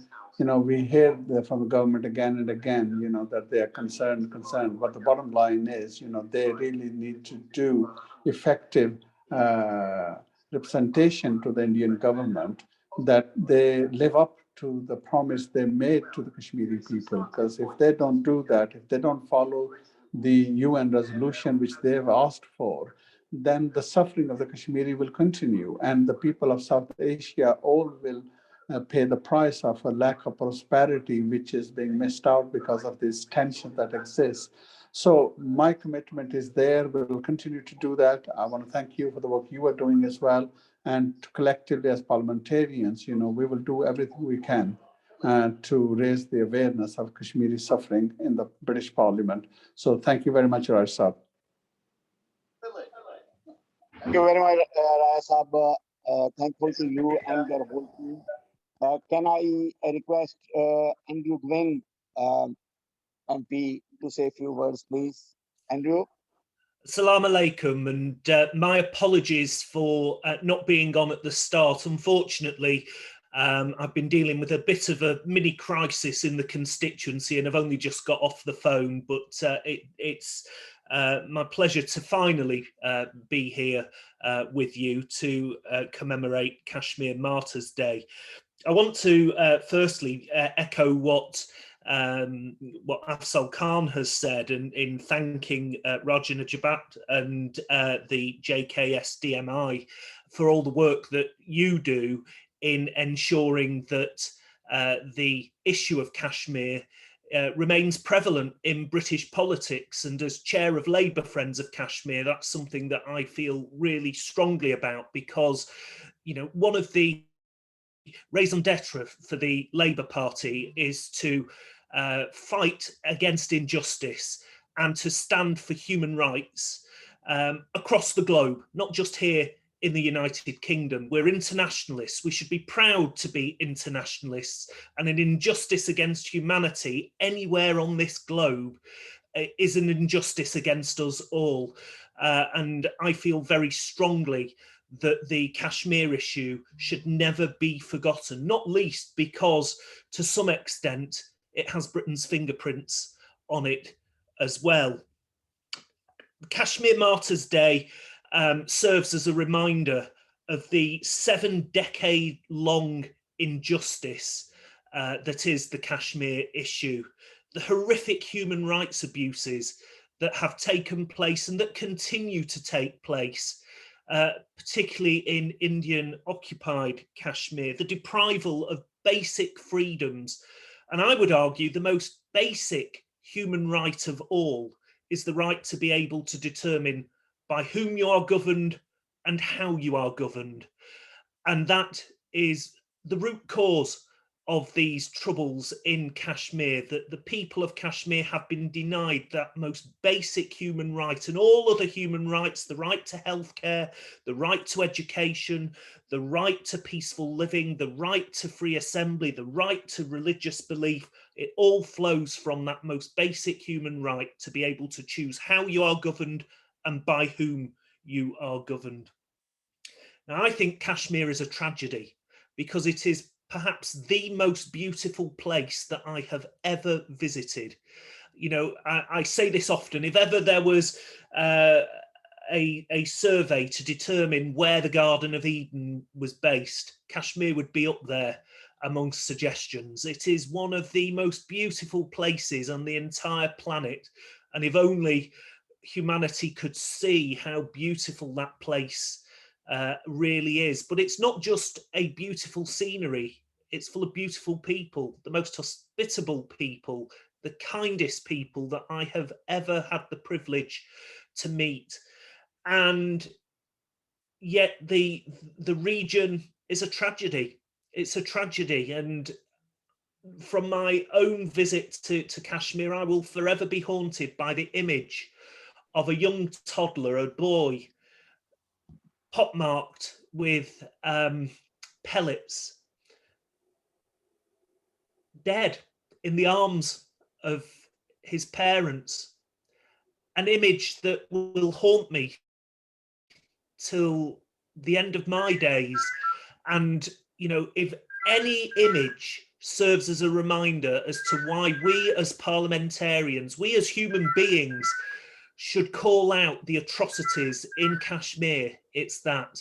And I will do everything I can, along with Labour Friends of Kashmir, not just to campaign on one day of the year, but to campaign on every day of every year until there is justice for the Kashmiri people, until we can have a peaceful resolution to this terrible conflict, and until all Kashmiris can live in peace and harmony by the means that they choose. So on Kashmir Martyrs Day, I want to send my solidarity on behalf of Labour Friends of Kashmir. I want to send my best wishes to all the organisations campaigning for peace. And I want to give you the assurance that we stand with you, that we will use whatever mechanism we can in the British Parliament and with our brothers and sisters in socialist parties across Europe and across the world. And we will do what we can to use our influence in international forums like the United Nations, which quite frankly haven't done enough for the Kashmiri people, with the Commonwealth, which quite frankly hasn't done enough for the Kashmiri people, and with other institutions that should have a voice and a role in bringing all sides together to talk about a peaceful settlement. Because at the end of the day, all human beings are equal. All human beings deserve to live in peace and prosperity. And we as politicians, we as internationalists have a duty to help bring that about. So my best wishes to you all, and please be assured, Labour Friends of Kashmir stand with you always. Thank you very much, my friend. we appreciate your support and guidance, whatever you do for cause of Kashmir and for JKSDMI, myself and Yasmin Dar. We are highly appreciate your support, and hopefully seeing you soon, inshallah. As soon as red list comes off, I will be there with you in the dinner, inshallah. So can I welcome one of our prominent parliamentarian from Pakistan People's Party, Naz Baloch, to say a few words. She has joined us physically in our meeting. So thank you very much, madam. आपके आने का बहुत शुक्रिया. So floor is yours. Shukriya.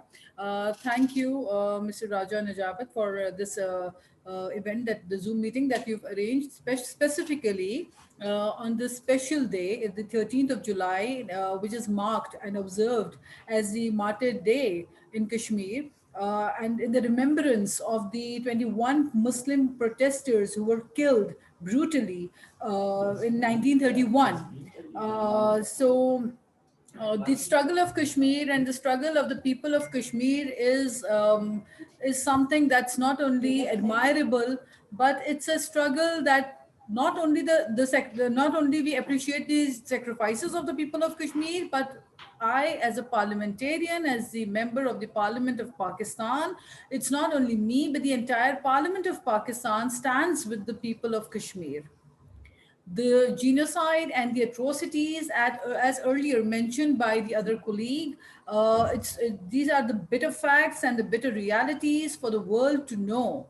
It's high time that not only we raise our voices in support of the people of Kashmir, but we need to diplomatically work out to bring peace and restore peace in the region of Kashmir, in the valley of Kashmir. The struggle also reflects the determination and the efforts and the sacrifice and the commitment, along with the resilience of the people of Kashmir, who have not given up for their basic right. And it's the brutalities of coming out from and the atrocities led by Indian forces in Kashmir are strongly condemnable. We think it's not, I mean, if we flash back to 100 years back and we go back around to the early centuries of the 19th century, we get to see the sacrifice then. And then when we see today, we have young, brave, courageous people like Burhan Wani, who sacrificed their lives to protect their motherland for the right, for the basic right that they are being deprived of, the basic right that is being breached by the Indian forces. We can see the violation of the resolution of the United Nations being done by India. And it's me being a representative of Pakistan People's Party, a political party that has the legacy of a leadership which said that we can even if we have to have grass, we can go to any level, we can starve, but we will fight until we give the right to the people of Kashmir. We had the leadership of Shaheed Mohtarma Benazir Bhutto, the first women prime minister of the Islamic world, who always made sure that the issue of Kashmir should be the agenda #1 for Pakistan, and it still is. So recently in the Parliament of Pakistan, unanimously, the entire Parliament of Pakistan stood for the people of Kashmir, and we raised our voice for the people of Kashmir, and we strongly condemned the brutality being led by India. And it's not only here, I think everywhere across the world, wherever I go, around the globe, wherever I've been, I've made sure that any event that I attend, any community event that I attend, anywhere that I go, I make sure that I make the issue of Kashmir #1 in my agenda. And I make sure that I highlight the issue of Kashmir. We all are advocates of Kashmir, and we have to make sure that the advocacy continues to go on until they get the freedom, the liberty, the basic fundamental human rights. Today, the people of Kashmir are striving and they're fighting for their basic human rights. And when we talk of human rights, we see that the women, the children, the elderly people of Kashmir, everybody is not only under the oppression, not only victims of terrorism, but they are still fighting. Every woman in Kashmir, every child in Kashmir is the soldier over there. Every young lad in Kashmir is a soldier for peace, for the restoration of the peace, which is their basic fundamental right.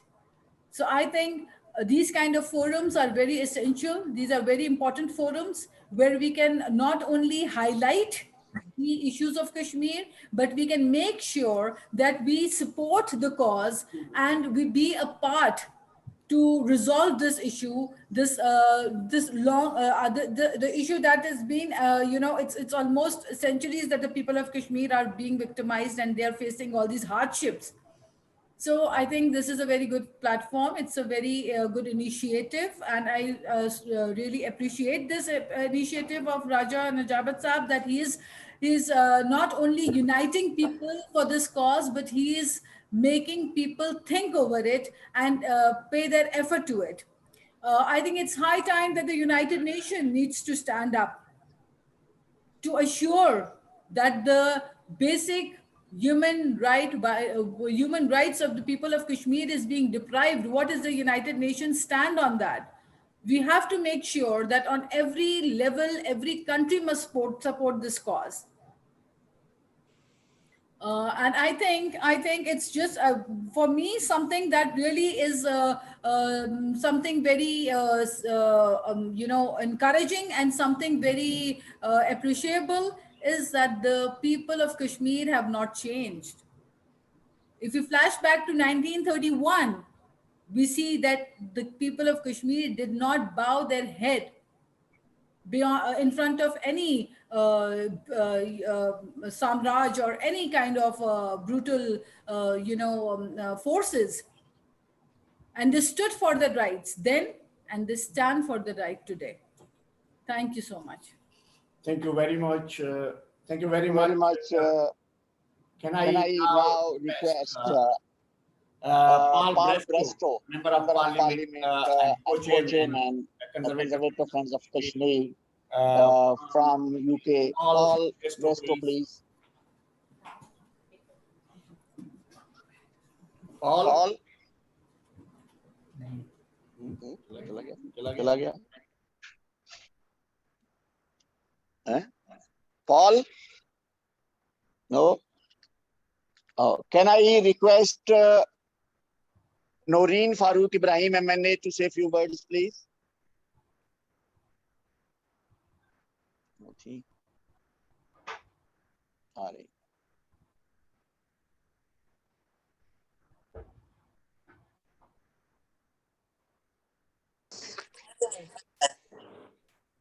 Please unmute करें अपने आप को, बात करें.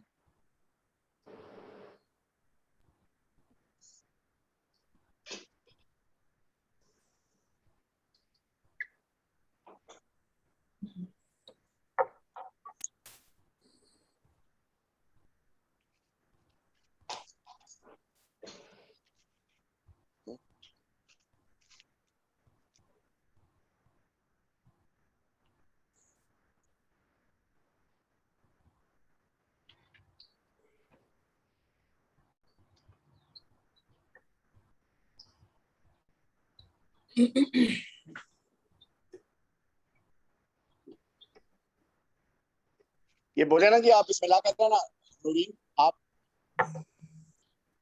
Hello जी जी, आपने मुझे कहा है जी? बिल्कुल आपको बुलाया. अच्छा, आई एम सो सॉरी जी, ये मेरा कुछ इसमें मसला है जी.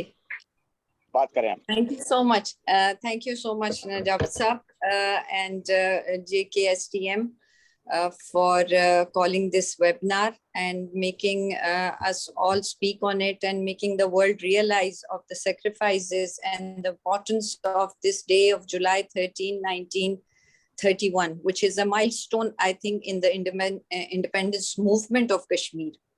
And every year, this day reminds us of the sacrifices of our martyrs. Although every day, I think in the history of Kashmir, such incidents are manifested, such tragic stories. But this day of July 13 is unique because 22 people were martyred on this day, just in the completion for the call to prayer. So this incident shows how much hatred and malice and revenge was in the heart of the Dogra Raj for the Muslim nation. This one incident is enough to show the ugly face of Dogra. Otherwise, there are so many incidents which show the cruelty and the barbarism of the Dogra Raj. And even today, I think the situation, as we all know, in the occupied valley is the same as it was in that bloody area of the Dogra. Enforced disappearances continue today. So we ask why the Human Rights Commission not given an open tour of the occupied valley. Even just now, the OIC have talked of visiting some areas of the occupied Kashmir, but India has lost its footings. So after all, there is a problem with connecting the international media and other delegates with the Kashmiri people. So this whole situation clearly means that not everything is well in Kashmir. Even today, children and women cannot leave their homes. There is a heavy siege of Indian forces everywhere. So I would say that not much has changed since July 13, 1931. And even today, the oppressors of Dogra mindset are occupying a large part of Kashmir, and they are committing serious violations of fundamental human rights. So we need to voice for them. Our Kashmir and Pakistan are like one body and soul, and we cannot be separated. We continue to stand by them, we support them, we salute the mothers who keep giving birth to such martyrs, and they haven't stopped in their struggle. And we hope and wish that very soon it will be free from this tyrant rule of the Hindu mindset. And inshallah, they will get their right of, they will get their fundamental rights of freedom soon. Thank you very much. Thank you very much, Noreen Farooq Ibrahim Sahiba. Can I request our chairperson for UK, our future leader of JKSDMI, Councillor Yasmin Dar, to say a few words. We might have Yasmin Qureshi and Paul Bristow join us again. So Yasmin, few words from you. Okay. Thank you. Assalamu alaikum. Peace and blessings to everyone. It's an absolute honor to be on a session with such eloquent, learned individuals on the topic of Kashmir and on such a significant day of the Kashmir Martyrs Day. I mean, we obviously, everyone here sings from the same hymn sheet. We have the same passion, the same voice and heartfelt passion for the martyrs and for the people of Jammu and Kashmir. And this day is significant because this is about standing up to the resistance to the illegal occupation of the Indian forces. And this is about remembering all those martyrs that lives were taken, and they are legends in our hearts and minds and for all Kashmiris. It's really important that we all here have the same understanding and the same passion in regards to human rights violations, standing up against injustice and standing up for peace. and everyone has spoken so eloquently. I want to reassure everyone here from a Labour Party perspective. I mean, I'm on the National Executive Committee of the Labour Party, and as a Labour Party, our policy is to stand up against injustice and human rights violations, whether that be here or in any other part of the world, and especially Kashmir. And I can honestly say we have that many members from the Kashmiri community as the Labour Party. Yes, we have our various issues and differences, but human rights anywhere in the world where they're being violated are something that is paramount to each and every one of us and significant for the Labour Party. And as Andrew and Jeremy have spoken up and Debbie did, it is really important. We are your voice and we will be from the United Kingdom sort of level. So please don't feel that we are not going to stand up. And we are at every level. We are having our meetings, we're having sessions, we go into universities and colleges and various groups and organizations. And with Raja Najabat at our lead, who's been absolutely a whirlwind of power and inspiration for us, we will be open and honest about what we do, and we will be active. It is making a difference for our future generations and for the children of Jammu and Kashmir. So thank you to everyone who's spoken so passionately, amazingly. Thank you. Thank you very much, Yasmin. Now we have got another young lady, Dr. Shagufta Abbasi from Al Jammu and Kashmir Muslim Conference. She is human rights activist in Islamabad. I would like to request her to say a few words. Dr. Shagufta Abbasi, please.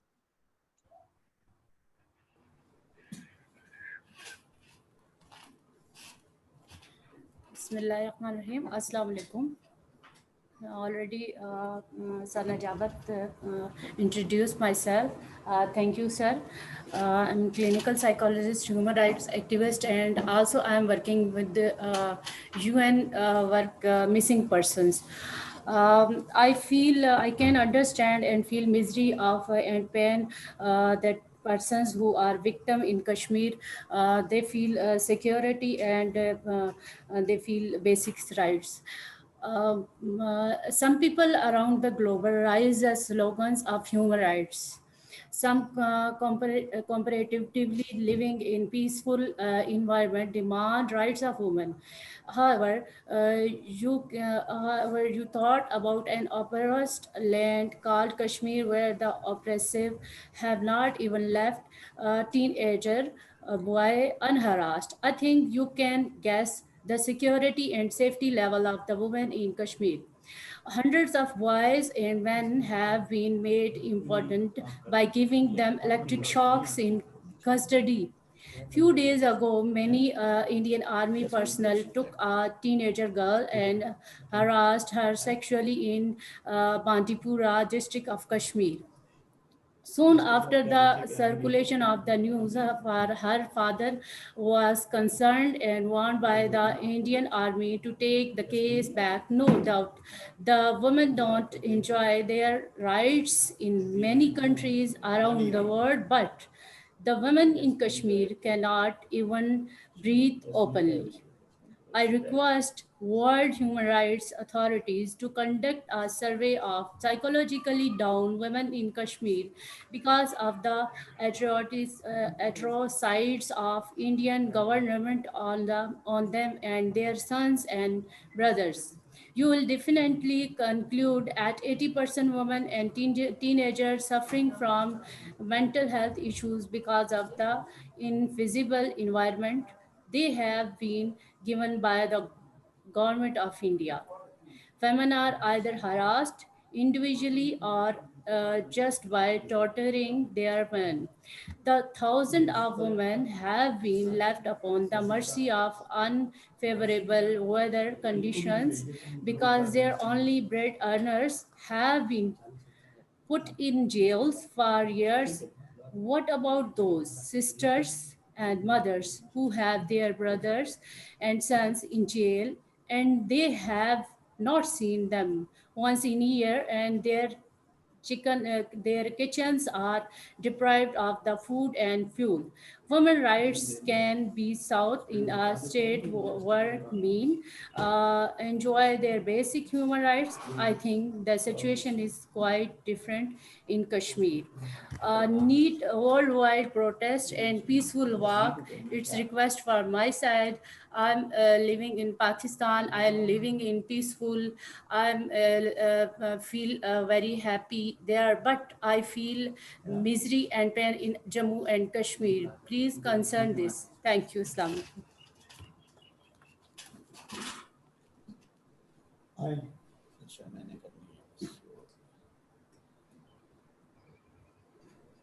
Thank you Thank very you much. very much, Dr. Sir. Can I request Yasmin Qureshi trying to join, and we have got some problem with it. And as a organizer of this event, although our youth parliament president Qureshi is here, but we have got a very special message. Our two special guests were also joining us, Minister for Food Research, for Imam Saab, and Speaker Provincial Assembly of KPK. So I would like to thank all of you and request if Yasmin and all are there, say a few words, please. So good afternoon, because I think it is afternoon in Pakistan, but it's here as well. And actually, I have been on the call for so I have been listening to what everybody has been saying. And I think, I mean, I don't want to repeat myself in the sense that I agree with everything everyone has said. I think the question is, where do we go from here? We know there are human rights abuses taking place in Kashmir. I think everybody here knows about the fact that there was a declaration by the UN long time ago in the 40s saying that the people in Kashmir should have a right of self-determination so they can decide their own fate and destiny. And that we don't seem to be anywhere near it. And in fact, what's happening is in Kashmir is that the opposite, in that the Indian government have now in the last few years introduced these new rules, which means that people who did not live in occupied Kashmir can now come, live, work, buy land here, and even work in the civil service administration. Secondly, they split it up into 2 districts now. That means that Delhi now has even more control in occupied Kashmir. So the situation is kind of regressing. And I mean, I've made this comparison almost similar to an extent what's happening in Israel as well, to the Palestinians. You know, you've got all this land being taken over, and they're trying to create almost a situation, a de facto situation that people will not be able to have a separate state or be able to have determine their destiny. And we've got Modi, who, you know, everybody here in the Western world and the world generally want to appease. I'm sad to say that there seems to be an actual moral vacuum when it comes to criticizing what India is doing in Kashmir. And I suppose really, I mean, you know, many of us have raised this issue in Parliament. I think many colleagues know I raised their PMQs a few times, and ministers. And I think a lot of us do raise it. But for the last, certainly since I've been in Parliament, for the last 11 years, it's been a Conservative government. And I just wonder whether some of our Conservative colleagues who are on this call maybe help in getting their government to push for things. And at the end of the day, it is a human rights issue, and maybe it's an issue that we can raise at the Human Rights Council, which, you know, United Kingdom is a member of. And I suppose I volunteers from Pakistan, but also people who are active here in the UK to continue to lobby their MPs and to government to actually do something, because, you know, we all know what the problem is. I think it's a question of getting something done before before the situation is too late. But thank you, Rajnava, for organizing the conference today. Another Thank you very much, my sister. Thank you for continuing to support us. Can I now welcome our chief guest and Federal Minister for Government of Pakistan, Syed Fakhr Imam Saab, to say a few words and his concluding speech as well, please. Syed Fakhr Imam Saab. Assalamu alaikum and good afternoon from Islamabad in Pakistan. I've always felt that the case of Kashmir and the history of Kashmir, the present situation in Kashmir and the future of Kashmir should have had a much greater understanding amongst the powerful nations of the world than perhaps it has had up till now. In 1846, the Dogra dynasty, which took over Kashmir from the then British for a paltry sum of 7.5 million rupees. From 1846 to 1947, there was one particular incident where the local Kashmiris in July 1931 decided to take on the brutality and the oppression of the Maharaja of Kashmir.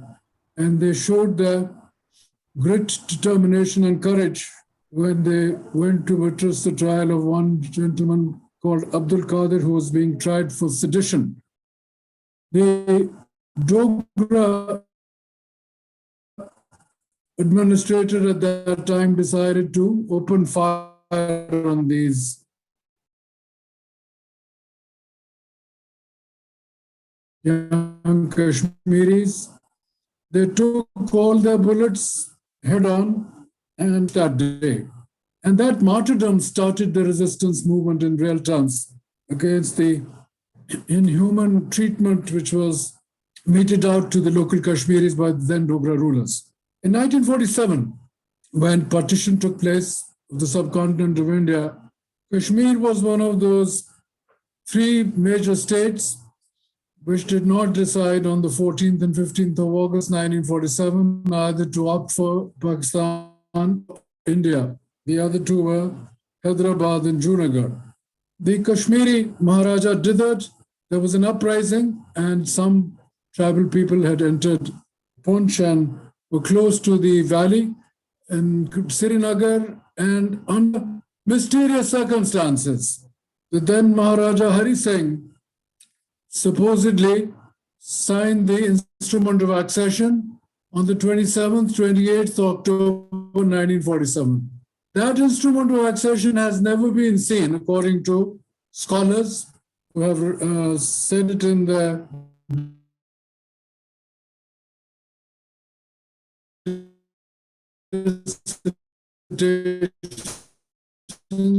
published in New Delhi, libraries and government official papers of the United Kingdom. However, under the situation that took place, because as it was the Nehru government under the Prime Minister Jawaharlal Nehru, then opted standing vis-a-vis the local Kashmiris. They felt that they perhaps could not overcome the uprising, even though Dogra and other troops had flown in. And the flights were, according to some reports, even conducted by the then Governor General Lord Louis Mountbatten himself, who was a hardened battle soldier from World War II. And he conducted that operation of going and holding Srinagar airport for fear that they would be taken over by the then people of local Kashmir. However, from that point, January 1, 1948, when it was taken up by the UN Security Council, Kashmir as a dispute. Resolutions were passed in 1948-49, which said that Kashmir was a disputed area and only through a referendum through a plebiscite or a referendum could the Kashmiris decide their future themselves. However, that position, which was reiterated always by Pakistan to this day and by the Indian government openly till about 1959 to 1965, whereby the Indians always said that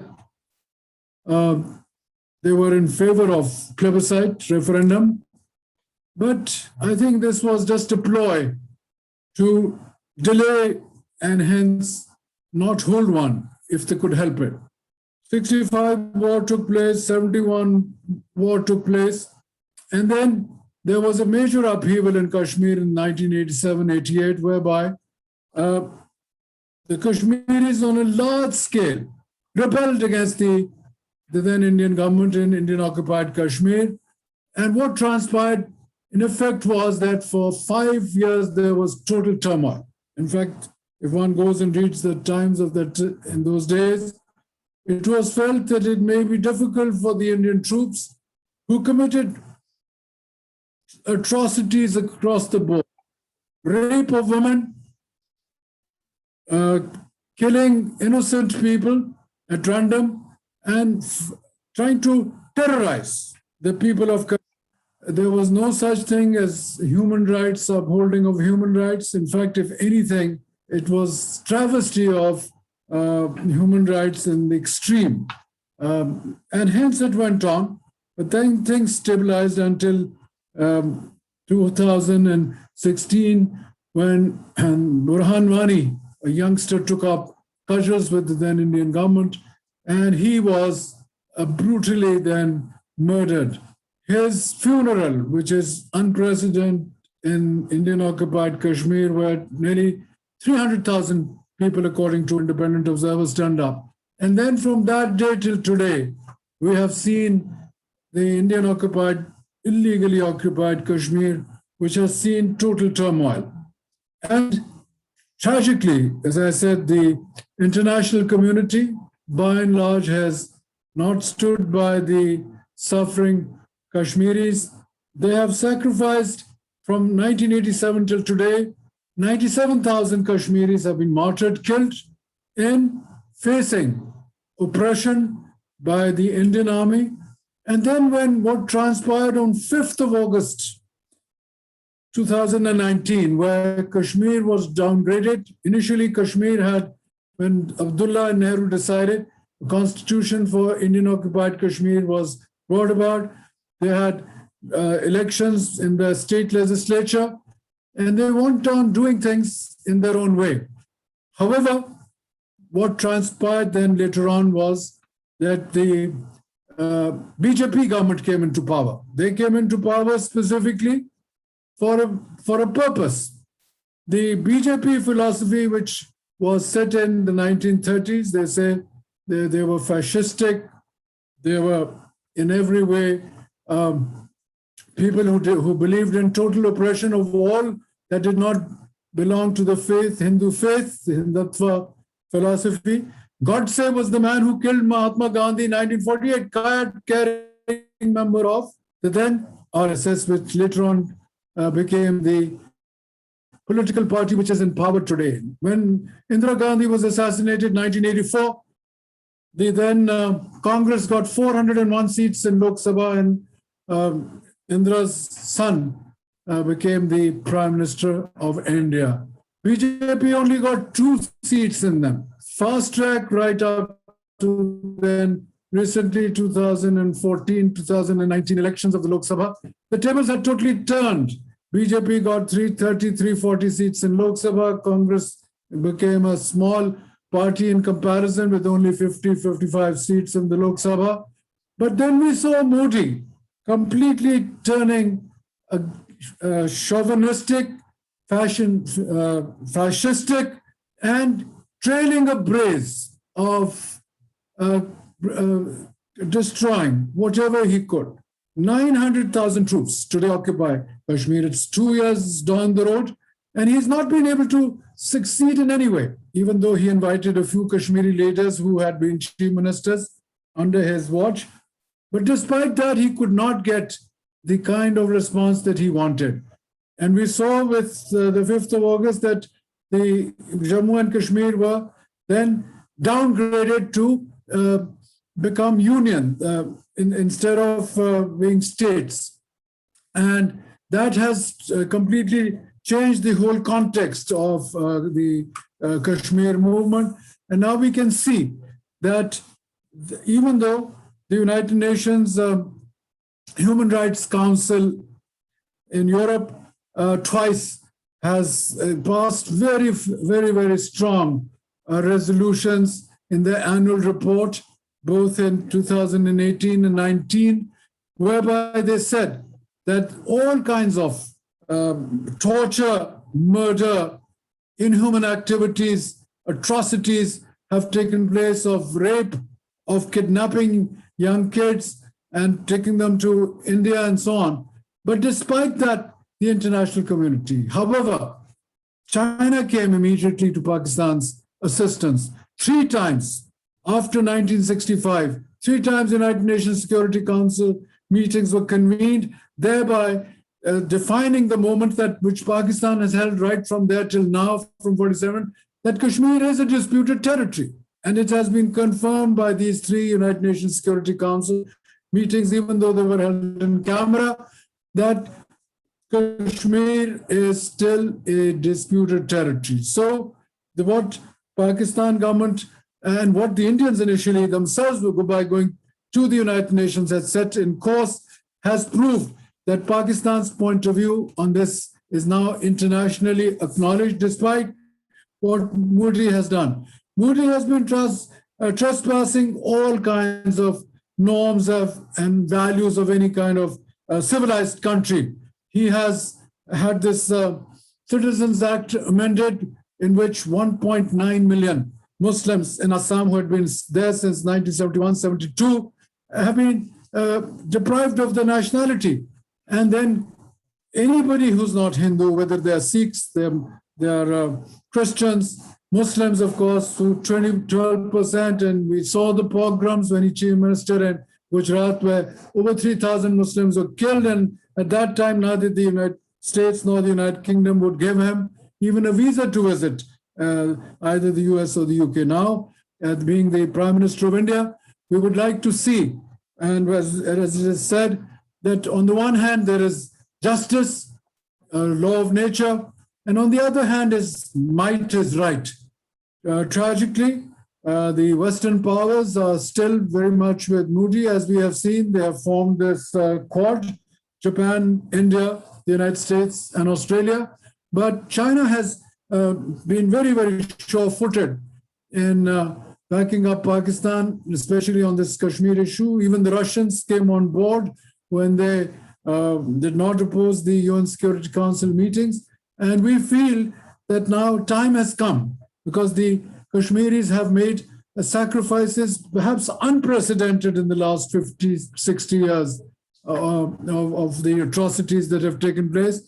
And with that kind of mold, we Pakistanis, Honorable Imran Khan made a historic speech when he addressed the UNGA 2 years ago, in which he said that if you are going to kill, mass murder, torture, rape, and bring about these kind of atrocities, then you will make Pakistan go to the wall, and we will have no option. After all, we have certain kind of weapons which nobody would like to ever use. But when facing death or kind of the victimization that the Indians have imposed on the people of Kashmir, Pakistan will have to rethink its whole orientation in the way we have done. We are for peace.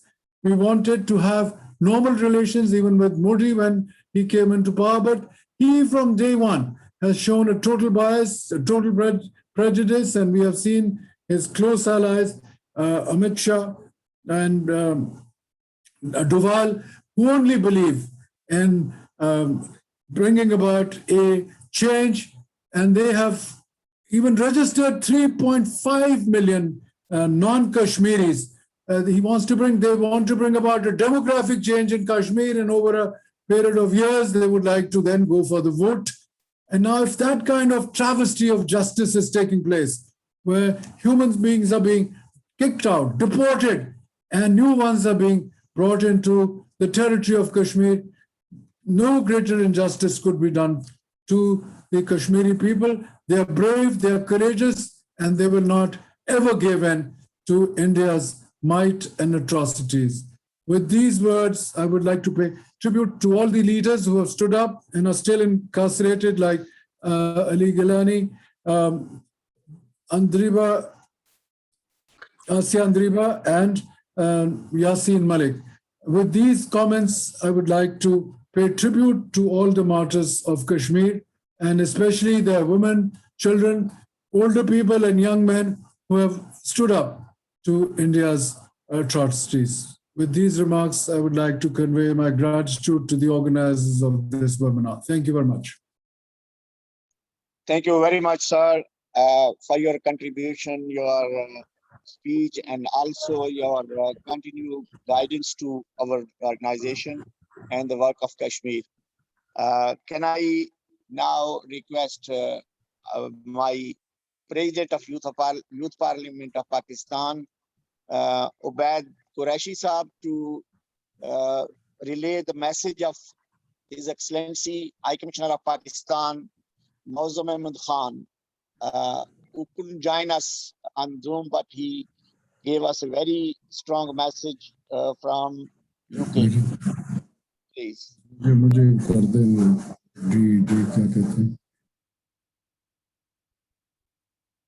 Bismillahirrahmanirrahim. Honorable Chairman, Kashmir Committee of the National Assembly of Pakistan, Shahryar Khan Afridi Saab, distinguished members of Parliament of the United Kingdom, distinguished members of Majlis-e-Shura of Pakistan, Chairman Jammu and Kashmir Self-Determination Movement International, Raja Najabat Hussain, dear participants, ladies and gentlemen, Assalamu alaikum.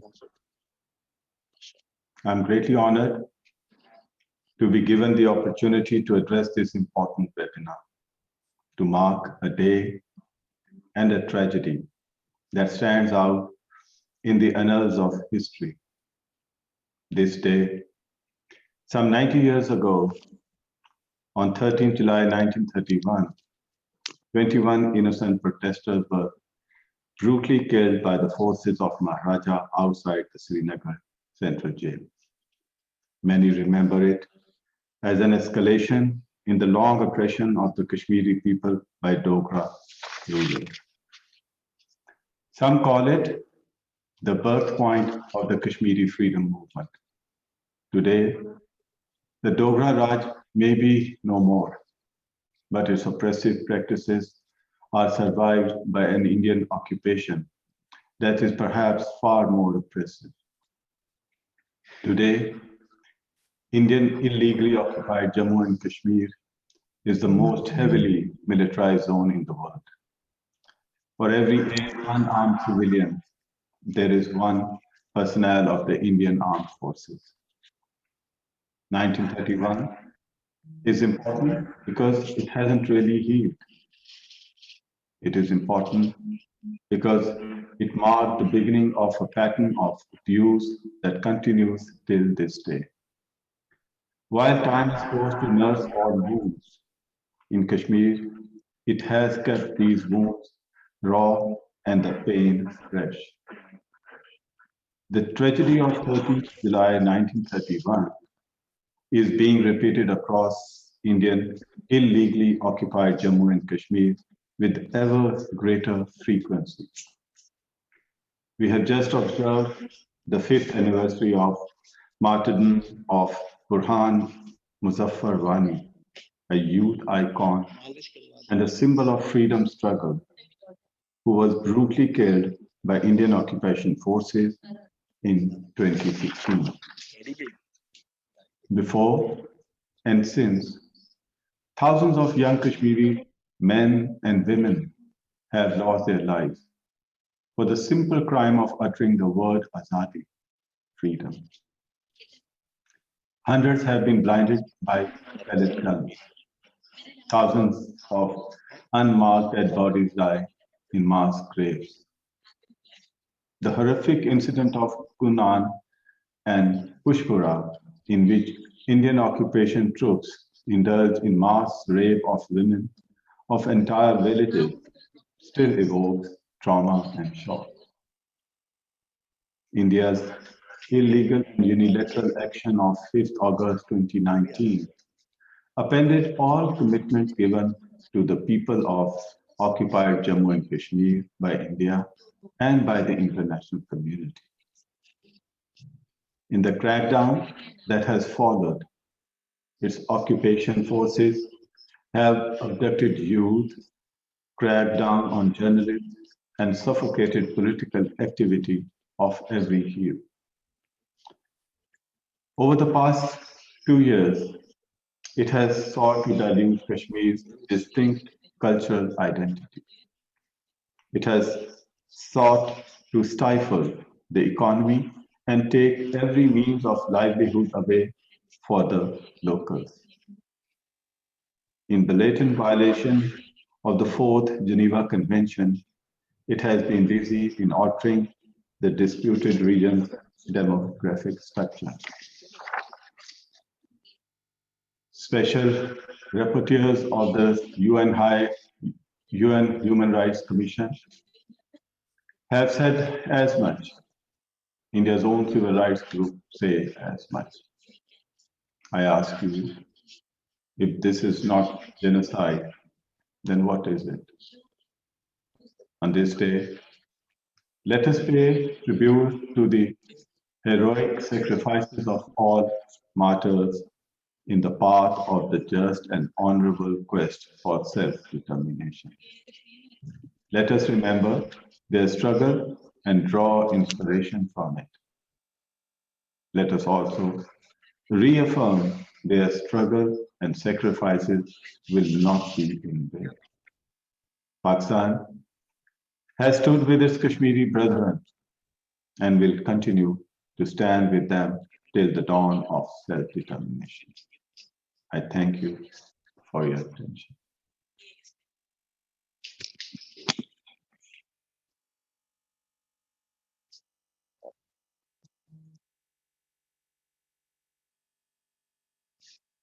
Thank you very much, His Excellency. I thank all those participants, and already we are over the limit, but still, because we booked extra time, so managed to have all these activities.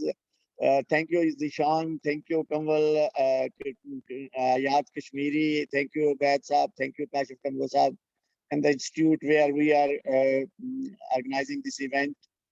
And on behalf of JKSDMI whole team, I would like to thank all the parliamentarians, especially High Commissioner of Pakistan, Minister for Federal Government, Syed Fakhr Imam Saab. And we are delighted to see our friend Jeremy Coburn in our webinar, and he attended most of the time. Thank you, Jeremy. Andrew Gwynn still waiting. Thank you very much. And hopefully Yasmin will be liaising with you about the dinner which we are planning next week sometime. Thank you very much. Bye. Thank you, Raja Saab.